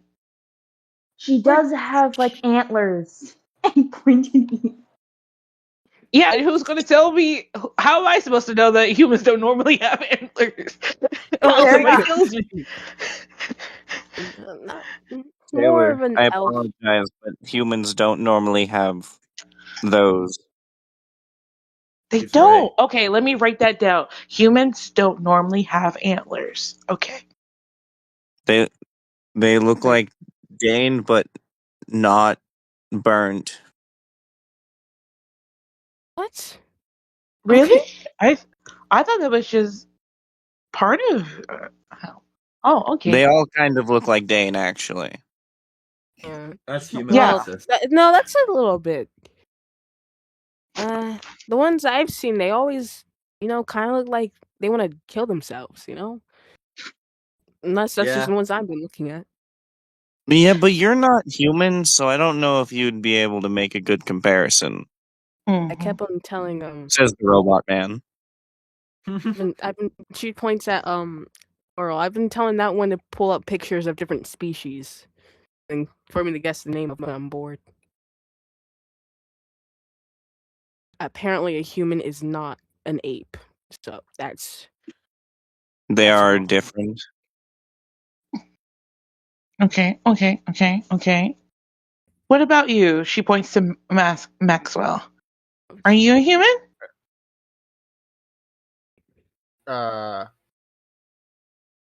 No. Okay, also not a human. Okay. So if y'all not human, what are y'all? Elf. I'm an elf. I don't know what that thing is. Pointing at Earl, and I think that's another elf. Just wrong looking. She's What's mean. Missing wrong? I'm an parts. elf. What's wrong looking? Normally, elves where I'm from are pretty. Damn. Well, I think they're Maxwell pretty. looks as hurt as you've ever seen him. Well, attracted. Arl holds both sides of Maxwell's face and just like points it at you, Naomi, points at that, does like a perfect. You does a meh. No. And she's like, no. See, hair on arms, too much hair. And Maxwell doesn't have hair on his arms. really, what? Does he have hair at all? Is he just bald? Besides his head, no. He has You hair know on his head men and he has don't. eyebrows and eyes. You know men can shave their arms Eyelashes. too. And plus, Also elves grow are hair on their very arms. feminine-like. Elves are Oh very. yeah, I On her forgot. world, women, on her world, nobody has body hair. Yeah, literally, except on Okay. their head. Oh, she's like, it's just like noises of disgust, like, oh. Yeah. Oh. I'll have you know, I won a talent show for being pretty. According to my mom, I wasn't very good, apparently. That's a beauty pageant. Your mom was lying. Well, no, Oh, I okay. don't. From that statement, it sounds as if he was very bad at his talent, but good at just being attractive enough. Oh my god. That is what Maxwell means. That is what happened. Yeah. To be fair, I think I've seen a lot of humans with body hair. I think it's very fun. I've never had that texture before. You could just like mix with it, and you can. Some people are very furry and stuff, and there's some people who are just so smooth. It's just like it's very fun. Naomi's like I love slowly it. Dane, I shaking her think head. this Like entire each time that you conversation mention is just body an hair, it's insult like a to you. sin. It's like a. It's not. They can ask what's that air there. Is Would you that a say, Jake, robot? Jonah? I said, Dane, I think this entire conversation is an insult to you. Yeah. He's He's. I feel like this is the excuse to roll hotness. Yeah, I agree. All right, everybody roll hotness. Wait. Karuna, Okay, let's that's explain this. You said what? So, okay, wait. You know where it says like ability score? Not where it says saves, but where it says ability score and then like charisma? So Wait for rolling me. charisma, got it. Yeah, you just roll a normal charisma check. All right, let me pull up my D&D I got a Beyond nat 20 plus thing Yeah, 1. like I said. Since I only have a face, do I have to have my Wait, roll? who got the nat 20? Maxwell. Of course, the Everybody very put prettiest your boy. everybody Surprise, put your my rolls in the D20. chat along with like put the total and your modifier. I'm gonna add it to the chart. I'm gonna make a chart Oh, about it. I feel like I then can look honestly like just whoever I want, so I don't know if I could qualify for this. Do I I have a have my natural roll state. because I have half a face? Roll hotness Just for how hot your base form is. Got it. So that's gonna be that.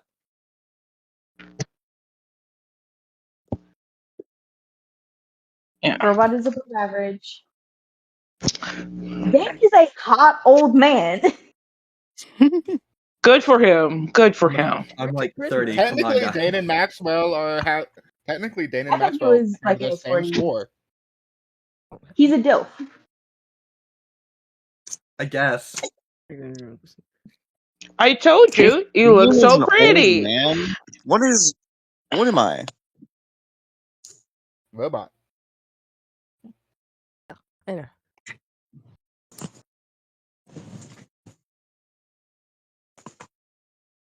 Wow, we have 321s.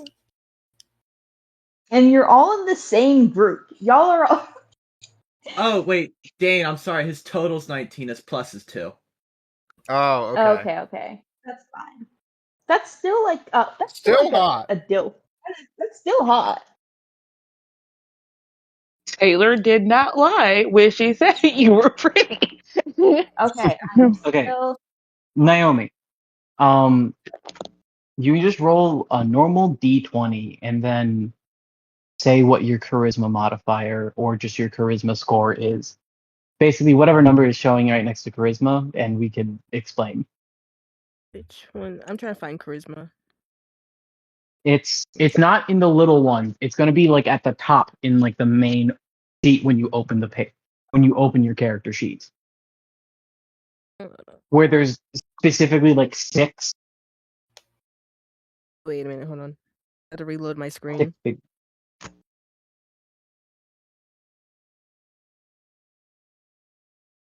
Give me a second. My Wi-Fi is ass. your charisma is Wait, I I ain't feel gotta that. explain shit to anybody. Charisma is 14 right now, yes. and I So that's a rolled plus 2. a 10. A d20. 12. You got a total 12. Like you're really pretty, but you carry yourself and speak in a way that most people find unattractive. So bring just the Yeah, lamb with the that makes chicken. sense. It's called being rude. You're the Yeah, that makes sense. robot. It's called being rude. Also, Like, very seriously, depressed. though. But you're depressed and rude, but not in a way that people find hot. Okay, what the fuck does that You're depressed. You're You're not a depressed manic rude pixie in a dream bad girl. way? You're just kind of an.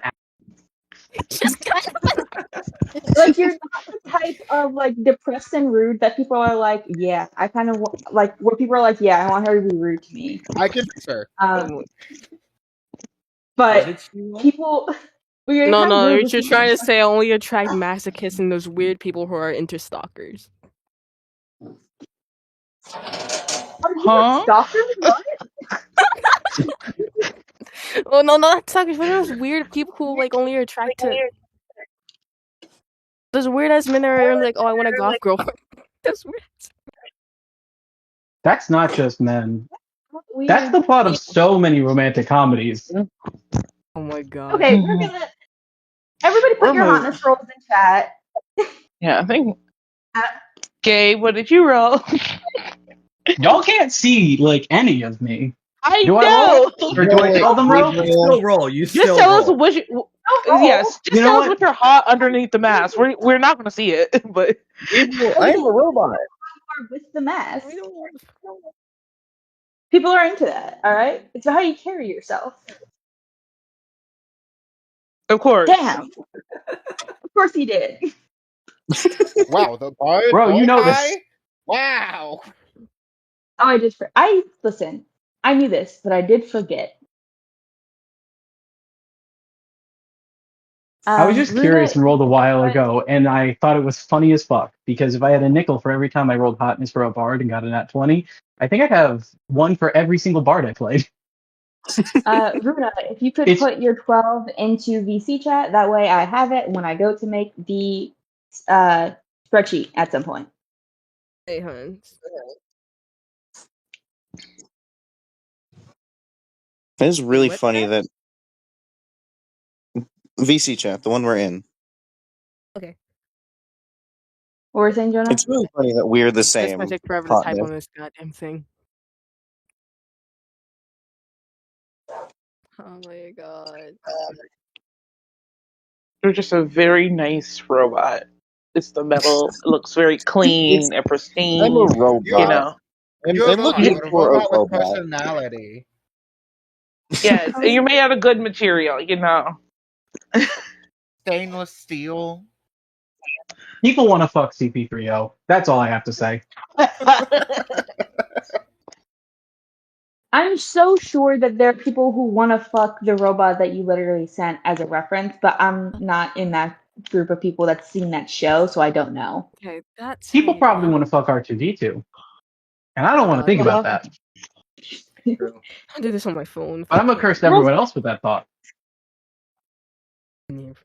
Unfortunately, I've met someone mm-hmm. who's wanted to fuck C3PO. C3PO? Words.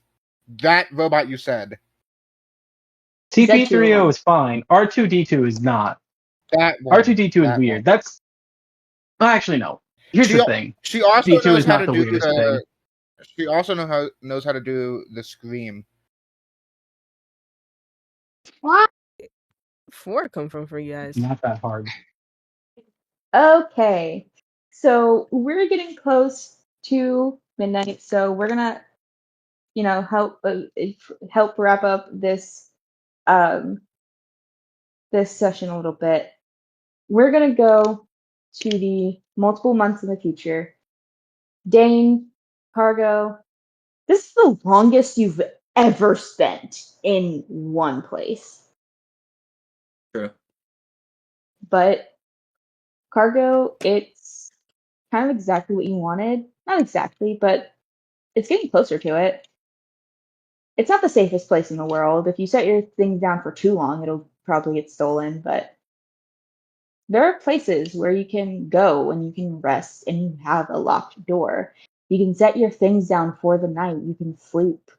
Dane, you can sleep without having to set traps, though I'm sure you still do to some extent. But Yeah. rarely are they set off. You don't have I'm bounty sad hunters because for your no name. Nog. Rarely. The one time it was Karga setting it off.